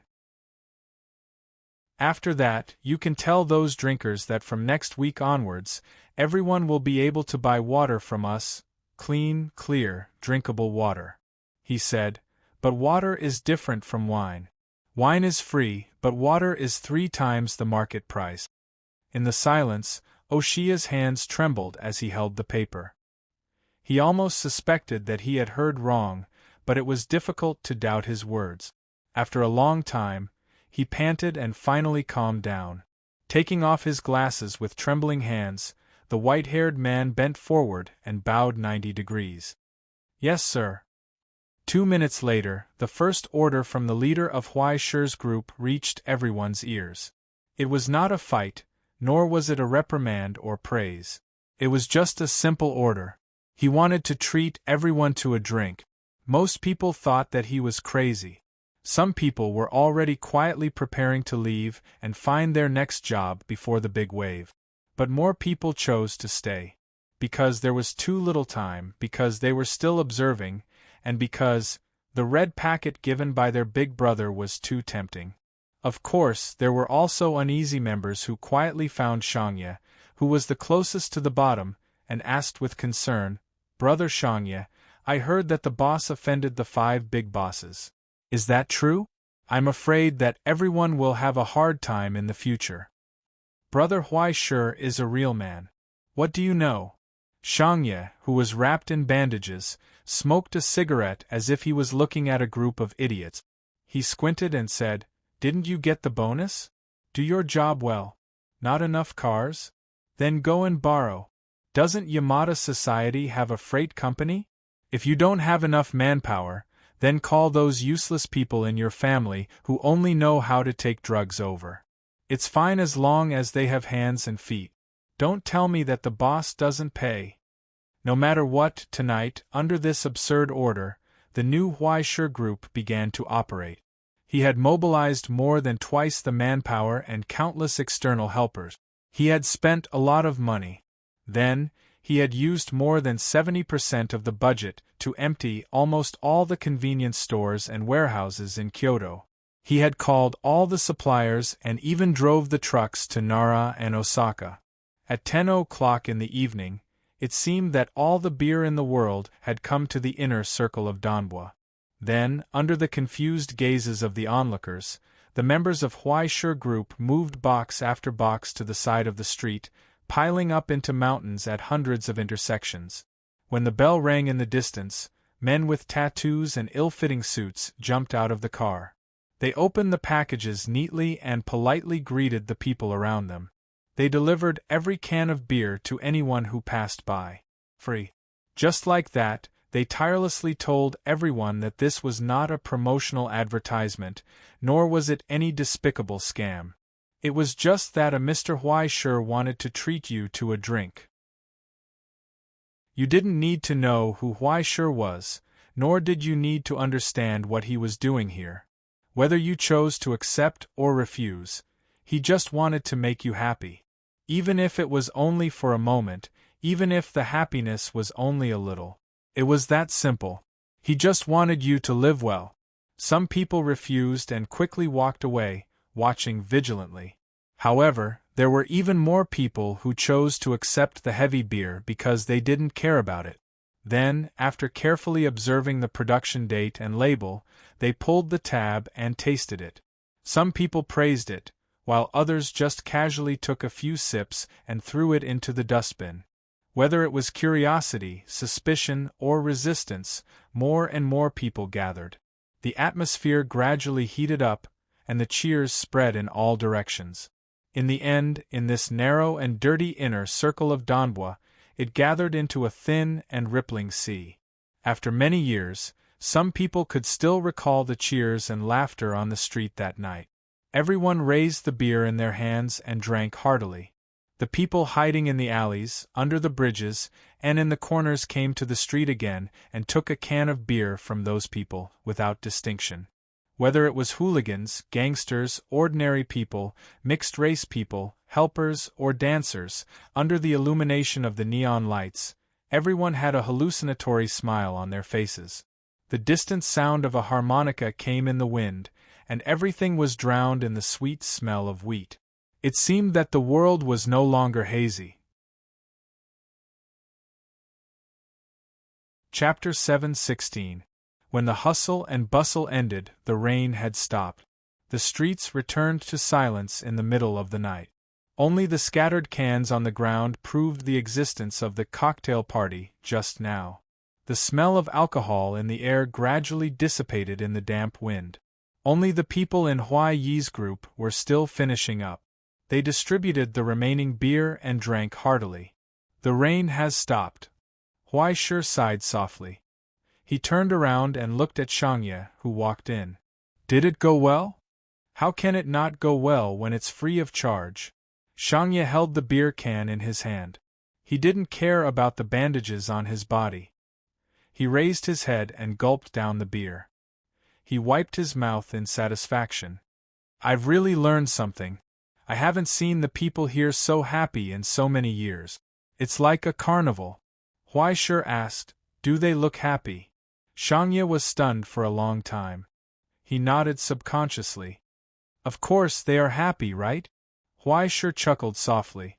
In the silence, he picked up the beer in his hand and raised his glass to the man in the morning hall. He toasted from afar. Cheers. The first step had been taken. Leave the rest to me. In the quiet courtyard of Yingzhou, the sound of water gurgling could be heard. Jinglu's bamboo tube was filled with water. It hit the stone and echoed in a low voice. Under the moonlight, the bamboo leaves danced. The old man standing in front of the pond sprinkled fish food. The koi fish in the pond surged and competed for the food. The scene of bright red and white was really pleasing to the eye. The agile Shiba Inu lay by the pond and stretched out its claws curiously. Instead, it was splashed by the swaying fishtail. Just like that, the old man quietly listened to the report behind him. It sounds like an unruly mad dog. After a long time, Kosuke nodded slowly. He sprinkled the last of the fish food in his hand and lowered his head to rub the ears of the Shiba Inu. He said worriedly, Our Tai Lang can't be like that. The Shiba Inu named Tai Lang looked up blankly. He grinned and wagged his tail at the old man. Okay, go play in the yard. Don't bully the fish anymore. The old man rubbed the Shiba Inu's face and drove it away from the fish pond. As he watched it run away, his expression gradually became serious. Huai Jiren actually dares to offend the dignity of the alliance. This is truly unforgivable. He turned around and looked indifferently at the man kneeling on the ground behind him. But there is one thing that he was right about, Lord Beiyuan. This is indeed your fault, isn't it? Beiyuan was on the ground, shivering. It was because of your delay and carelessness that the Tiger King group was destroyed. Sheng Dianmu said, Actually, I can't be bothered to care about the life and death of the two guys from the Yuban family. They violated the law and were contaminated with forbidden drugs. Even without the Huaimai group, someone would use other excuses to get rid of them sooner or later. But there is no doubt about one thing. Beiyuan Kun, because of you, the prestige of the five elders has been damaged. That's the biggest mistake you've ever made. This one, Beiyuan's face was pale as he swallowed his saliva. He wanted to explain, but under the gaze of the Heaven's Eye, he could not say anything. Eventually, he closed his eyes in despair. This one is willing to accept punishment. Whether you are willing or not, punishment will come. Because you have violated the rules, Beiyuan Kun, even I will not be lenient. The old man lowered his head and looked at his subordinate on the ground. He looked at the missing little finger on his right hand and suddenly said, 8 fingers shouldn't affect your retirement life, right? Beiyuan was stunned and in disbelief. But soon after, he kowtowed frantically on the ground. Thank you for your magnanimity. This one will definitely. He expressed his gratitude with tears of gratitude and was already incoherent. All right, you may leave. Sheng Tianmu retracted his gaze and casually waved his hand. In the empty courtyard, a respectful attendant walked over from afar with a tray and presented the things that had just been delivered to the old man. A can of beer. The cheapest Twilight on the market seemed to have just been removed from its plastic packaging. There were scratches on it, and even the packaging was not considered excellent. Even this old man has a jar? Sheng Dianmu was stunned and then laughed softly. That's great. I didn't expect to have beer to drink tonight. He casually picked up the can and opened it. He was not afraid of the poison inside. After taking a big gulp, he smacked his lips. You can't even bear to give me an ice cube. The taste is just so. He paused and looked into the distance.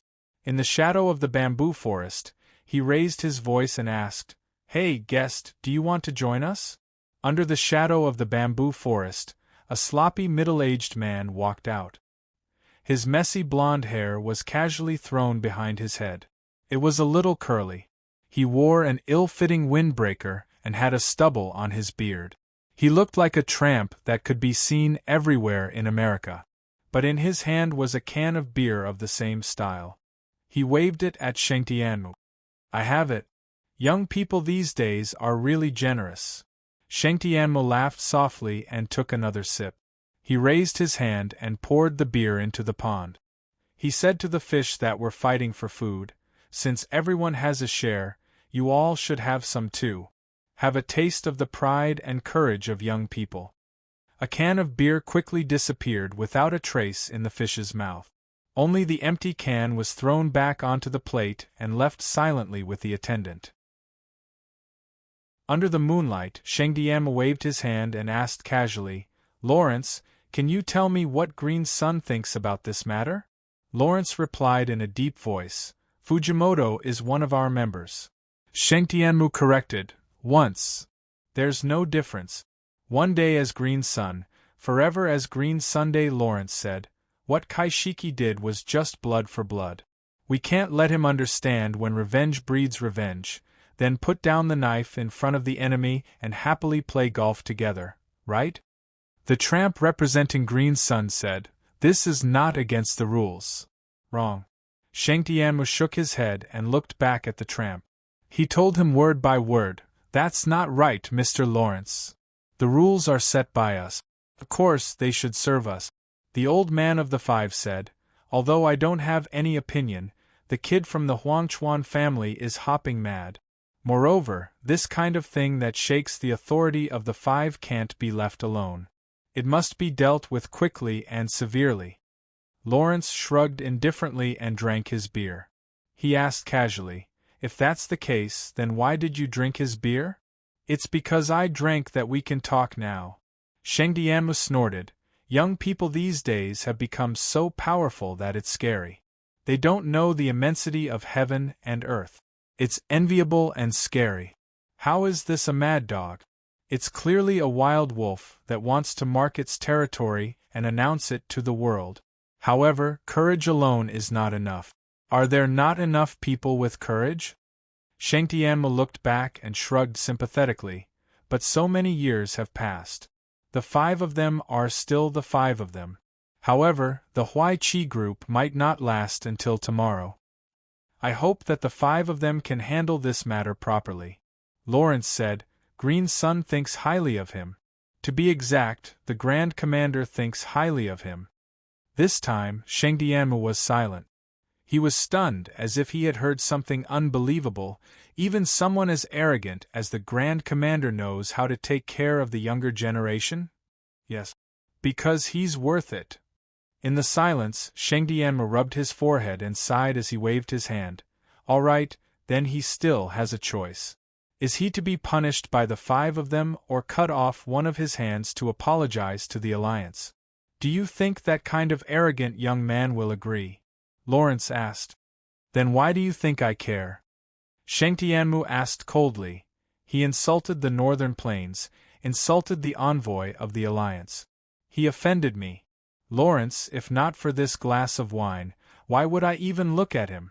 I've been waiting here for you for so long.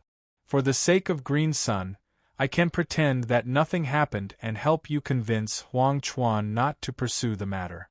However, the Alliance will not recognize the Huai Qi group.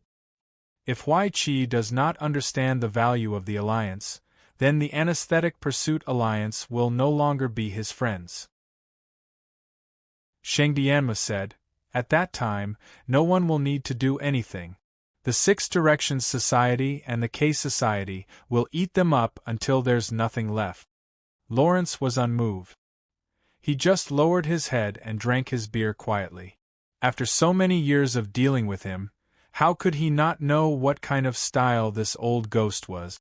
Rather than calling him an extreme, it was better to call him a businessman. He was so calculating that it was frightening. He would not do any business that would cause him to lose money. After saying so much, you still haven't gotten to the point.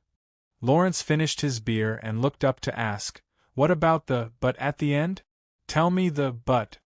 Under his gaze, Xing Tianmu suddenly laughed softly and spread out his hands. "That's right. Just like what you said, there are always buts. Not everyone has the qualifications to possess it. He must prove that he is worthy." As he spoke, he took out an envelope and threw it over. Lawrence raised his hand and the envelope landed in front of him.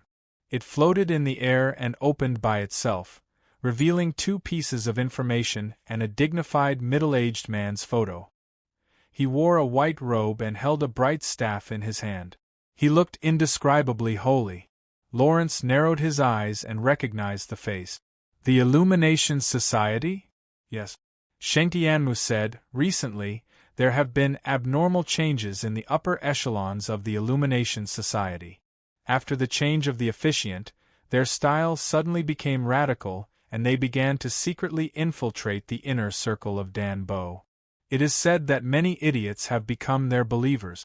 Even the madam of the Chiba family has been dragged into it. The struggle between the second branch and the first branch is really ugly." When the altar was discovered in the room, Chiba's face turned green. "Ha ha ha ha." Sheng Tianmu laughed gloatingly, happy to see his ally in trouble. However, Lawrence didn't laugh along with him. He just waited quietly for him to finish.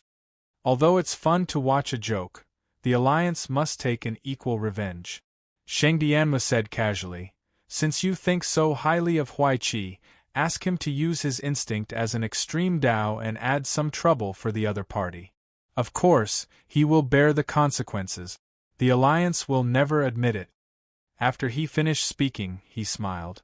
"If he can save Chiba's face and prove his strength and importance, not only will the Alliance not pursue the matter, he might even owe you a favor."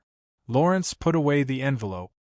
He didn't refuse, but he couldn't be bothered to give him any face. "It should be a favor owed to you, right?" "I don't deny it." Sheng Tianmu spread his hands. In the night wind that was gradually turning cold, he suddenly said, "Have you heard? It is said that the higher-ups are going to issue a peace order." Lawrence was silent for a moment and slowly nodded. The situation was overwhelmingly unfavorable for the Alliance today. The so-called peace order was one of the traditions passed down from the famous imperial edict in the history of Yingzhou. In fact, there were only 4 words in total. The world was at peace. But in fact, it had nothing to do with peace. It was to let the people on the ground use their weapons. During the 7-day period of the order, all disputes and contradictions that couldn't be put on the table could be solved secretly. As long as it didn't affect the stability of the society, no matter how many people died, no matter how bad the damage was, the authorities wouldn't pursue the matter. It's just like issuing a business license for a dogfighting ring, right? It involves the consumption tax policy of the entire country, and it actually depends on the victory and defeat of a group of Yakuza. Even if I'm this old, sometimes I feel that the world is too ridiculous and ridiculous. But no matter what, we have no choice. Sheng Tianmu counted on his fingers and said, "It is said that the K Gang and the Foolish Company have been very close recently. There should be a big move. But the 6 He Gang and the Great Circle have started to shrink. I'm afraid they don't plan to get involved. As for the Iron King Gang, that group of lackeys has been eyeing the inner circle of Danbo for too long. The higher-ups have all placed heavy bets, but no one cares about us, Lawrence." Sheng Tianmu said decisively, "Once the joint war in the capital starts, I'm afraid we will be the first to bear the brunt and be besieged. At this time, the Alliance is still scattered. The 5 big bosses are doing their own things, and there are even people preparing for a riot. No matter how you think about it, there won't be any bright future. Time is limited. We have to gather everyone again. Of course, it would be best if it could be under my leadership." Sheng Tianmu patted his empty hands and sighed softly. "The so-called favor is just an excuse. I want to find a chance to have a good talk with the Chiba family. If the alliance can be gathered because of this, I am willing to acknowledge the contribution of the Huai Chi group. Speaking of this, the old man grinned and revealed a smile. If he is not satisfied with this, not to mention anything else, as long as he can establish enough merit, this old man can even marry that ugly girl in the family to him. Lawrence was stunned and raised his eyes. Lihua is back? At this juncture? Yes, she won't listen to anything. Sheng Tianmu revealed a trace of a self-satisfied smile. Don't look at her young age. She is a brave girl who is not inferior to her mother. Do you want to see her later? No need, there are too many things to do. Lawrence withdrew his gaze and took out his felt hat from his bosom. He looked at Sheng Tianmu one last time. Also, don't think that I don't know how much of what I said just now was just to scare you. You old ghost, even at this time, you are still thirsting for more power. Sheng Tianmu asked in return. Is this not good, my friend? No, this cannot be better. Lawrence turned and disappeared into the darkness. In the silence, Sheng Tianmu quietly stared at the calm pond in front of him. After a long time, he turned and left. In the middle of the night, Huai Shi woke up from his dream and opened his eyes. He saw the figure who had appeared at some point in time in the corner of his new bedroom. He slowly propped himself up and looked over. Who is it? Lawrence, the person you contacted on the phone. The homeless man who was smoking took off his hat and sighed softly. If you ask me, your recent matters have been a little big and a little troublesome. Are you talking about the Tiger King team? Lawrence shook his head. I'm talking about the water supply company. It will only incur the disgust of the officials. Huai Shi was amused. Is there a need to care about those people who are unhappy just because those lowly bastards have clean water to drink? Lawrence didn't answer. He just put the envelope on the table in front of him. The 5 big bosses have made their decision. Is it to cut off their hands or be expelled? Huai Shi asked. Lawrence looked at him unexpectedly and shook his head. The Huai Shi group needs to complete a mission to avoid punishment. Do dirty work? It sounds more troublesome than cutting off their hand. Huai Shi looked at the information and photos in the opened envelope. Kill them? Or what? You can do whatever you want, but the Alliance won't bear any consequences for you. To put it simply, if you do this, you will offend the Illumination Church. At that time, hundreds of thousands of believers in Yingzhou will try to make you a thorn in their side. The Illumination Church, a new religion that spread throughout Southeast Asia. It was expanding like a fish in water in countries like Yingzhou and Xinluo, where religion was legal. There was no lack of people in high positions among the believers. Unlike something like extreme Tao that couldn't be seen in the light, its power and status in the capital were shocking on the surface, not to mention the many people who had been promoted internally. If they didn't handle it well, the Huai Shi group would be crushed to pieces. That's it? Huai Shi smiled confidently and put away the envelope. I got it. Leave it to me. Lawrence was also stunned. Don't you need help? If there's a need, I'll mention it. Huai Shi smiled and watched Lawrence disappear into the darkness.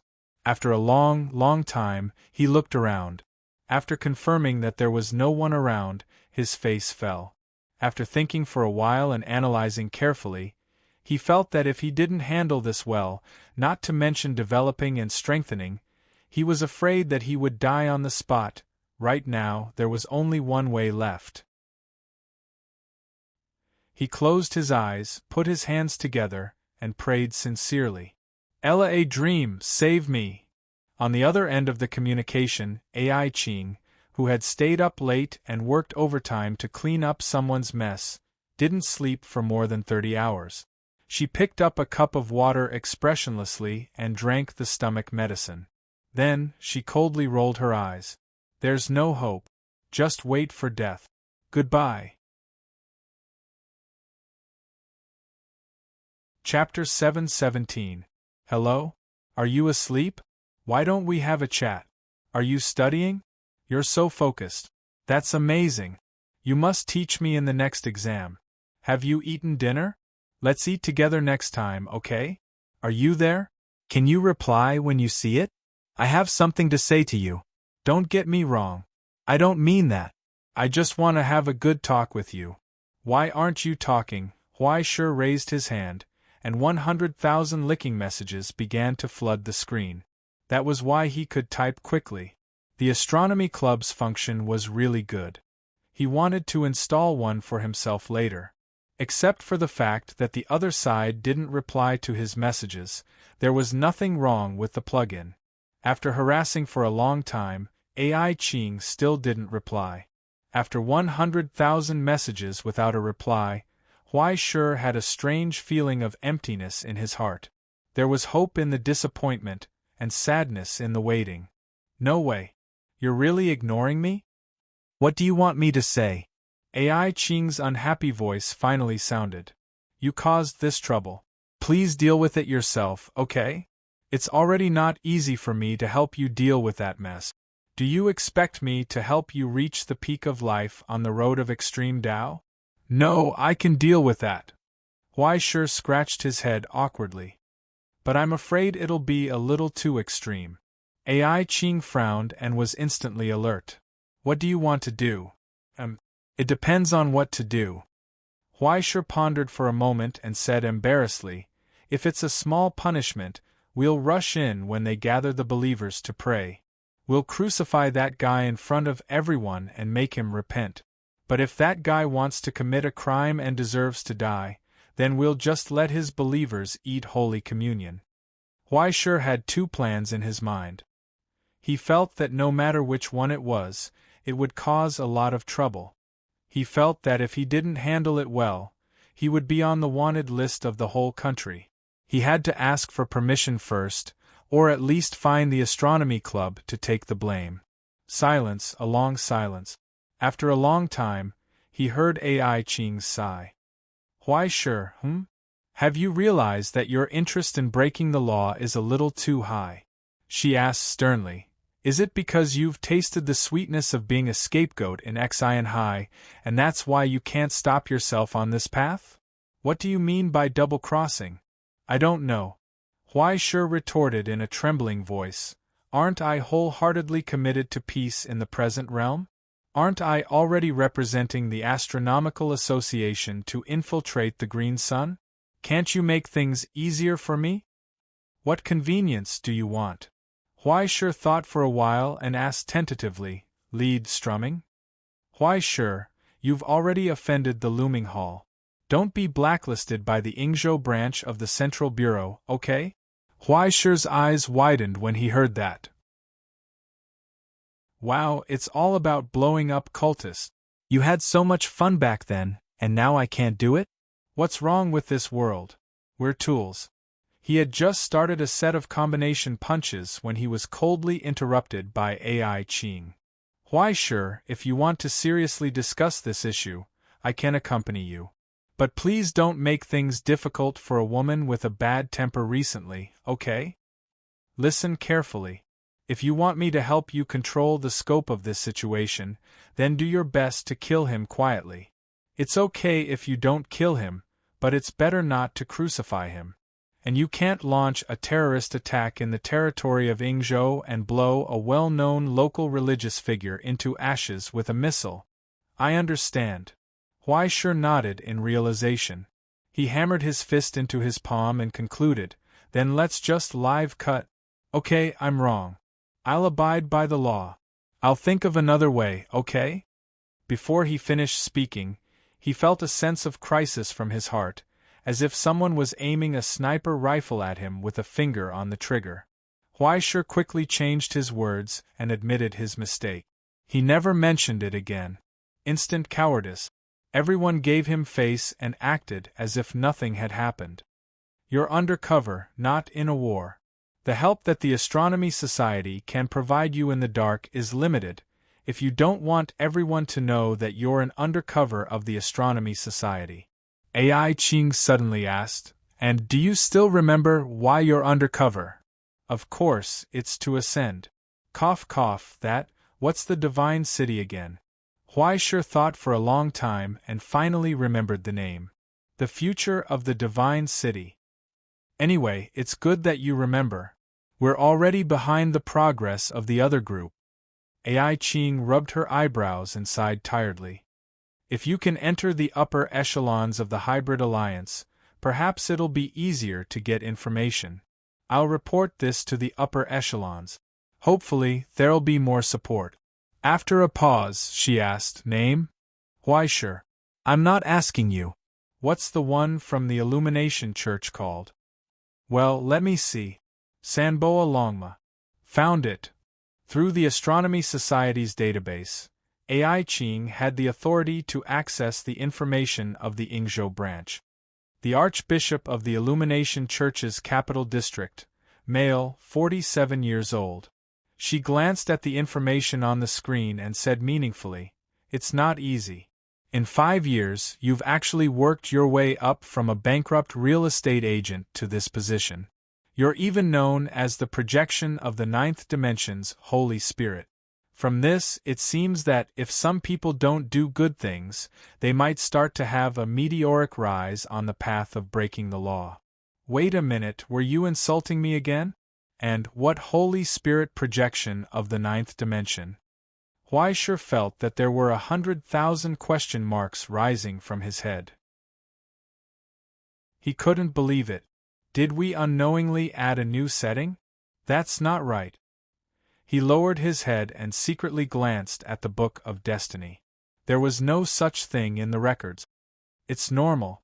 Anyone who sees this thing will think that there's something wrong with it. Ai Qing said. Just think of it as the reincarnation of a great god in a fairy tale made up by the Illumination Church. Other than the holy wife selected from the believers, there are 6 mistresses and 11 illegitimate children. Well, 4 of them are his biological children. The ratio isn't low. It seems that there's a market for middle-aged female believers. He often enlightens and injects spirituality into some female believers. It's said that 8 out of 10 times, he can let people see the universe's holy church and the scene of the gods smiling. Really? What do you think? Ai Qing sneered. As long as you take enough drugs, you can see anything you want. Man-made miracles have always been cheap. They can even be sold wholesale. When do you think is a good time to make a move? There's no time today. Tomorrow won't work either. He's going to play golf with the people from the looming hall. If you don't want to be killed by the Yingzhou officials, then don't move. Alright, on the second he'll listen to scriptures, stay in a hotel at night, and on the third he'll go to a restaurant. What about on the fourth? Huaisher asked. Is he free the day after tomorrow? I'll pay him a visit. The day after tomorrow won't work either. He'll be at the Illumination Church's largest branch in the capital to participate in a conference hosted by the Pope himself. Isn't that great? Huaisher was overjoyed. Hey, don't mess around. Ai Qing paused for a moment and said seriously. The Pope of the Illumination Church is a 4th-level sublimator. Moreover, the situation has been very tense recently. Their higher-ups are all protected by sublimators. You better be careful. Don't worry. Although the Astronomy Church can't help, I can think of other ways. Huaisher lowered his head and looked at Lawrence's number on his phone. He smiled. Moreover, don't we already have a new friend? In this world, was there anything that could improve friendship more than committing crimes together? There wasn't. He picked up his phone and dialed the number. His tone was gentle. Hello, are you there? 2 days later, in the courtyard of the Tenmu family. In the narrow and cramped tea-house, a dignified old man and an absent-minded middle-aged man knelt on the long table. Under the blazing sun outside the window, a lazy Shiba Inu lay lazily in the shadow of the rockery, panting with its tongue out. The lush greenery embellished the withered mountains and rivers, making one's heart calm. Along with the sound of boiling tea coming from the teapot, matcha was stirred by cha sien and dyed with a touch of green that made one's heart calm. At the head of the table, The famous tea master in the capital respectfully held up the teacup in his hand and offered it with both hands. In the silence, the two people held up the teacup and tasted the bitter taste. After praising the tea master bowed, kept his tools, and turned to leave. In the quiet tea house, only the two people were left sitting opposite each other. The tea has been drunk and the play has been performed. Old man, if you don't mind, I'll take my leave first. You're leaving? Xing Tianmu picked up his folding fan and knocked on his head. He asked in confusion, Did I not treat you well? Qian Yi longer sighed impatiently. The taste of the tea is all right, but the barking of the dogs is too annoying. Can you be quieter next time? Looks like you've been under a lot of pressure recently. Ha ha, no matter how heroic you are, you can't escape from a woman's tears. Speaking of which, you're almost 50 years old, right? It's time for you to settle down. A good man is someone who knows how to take care of his family. Qian Yi longer looked up and glanced at him. Did you invite me to tea just to laugh at me? No, the 5 big bosses are of the same breath and branch. They're bound together for good or ill. How can I be so bored? Qian Yi longer's mind spun and he immediately understood. I heard that Li Hua is back. Are you preparing for her marriage? Xing Tianmu was instantly alert. What are you thinking about? Your child eats, drinks, gambles, and drinks like you when you were young. How can I discuss this with you? This old man still wants my cute little daughter to accompany me for a few more years. Neither this nor that. Old man, don't tell me you're holding something to bargain with me? Qian Yi longer narrowed his eyes. Let me think. Is it that panacea that's been in the limelight recently? Or is it the general nothing order? Could it be the Illumination Church? TSK, you'll only be serious when you're talking about your own matters. When can you change your selfish personality? Xing Tianmu knocked on his fan. It's about the Illumination Church. This old man is trying his best to help you get back at them. You definitely don't have good intentions. Don't think that I'll buy it. Qian Yi longer was indifferent. You don't have to care about my family matters. Don't worry, it's not me. You don't have to take responsibility. If you're not satisfied, you don't have to appreciate it. Xing Tianmu knocked on his palm with his fan and looked behind the curtain of the tea room. There was a television that didn't match this place. Look, the show is about to start. Along with his words, the screen slowly lit up, revealing a handsome face with 2 curved horns on his forehead. Facing the 2 audience members in front of the screen, the corners of his mouth curled up, and he smiled evilly, filled with a ghostly demonic nature. However, as soon as he opened his mouth, he made a squeaking sound. Hello? Can you see it? This thing isn't broken, right? It's activated just like that? It's high-tech. That face moved closer and looked at the camera. He opened his mouth and exhaled. Then, he used his sleeve to wipe it twice. It was shiny and he sighed, as expected of an alliance. You've mastered the core technology. Hey, stop playing. That's DJI bought from Taiching Heavy Industries. Seeing Huaisher start to swing the drone around and breathe non-stop, Lawrence, who was smoking at the side, couldn't stand it anymore. He pointed at the winding mountain road below the mountain. They're almost here. You're tuning in to the Phoenix Nights YouTube channel. Don't forget to subscribe and join us on this journey to catch the most captivating stories.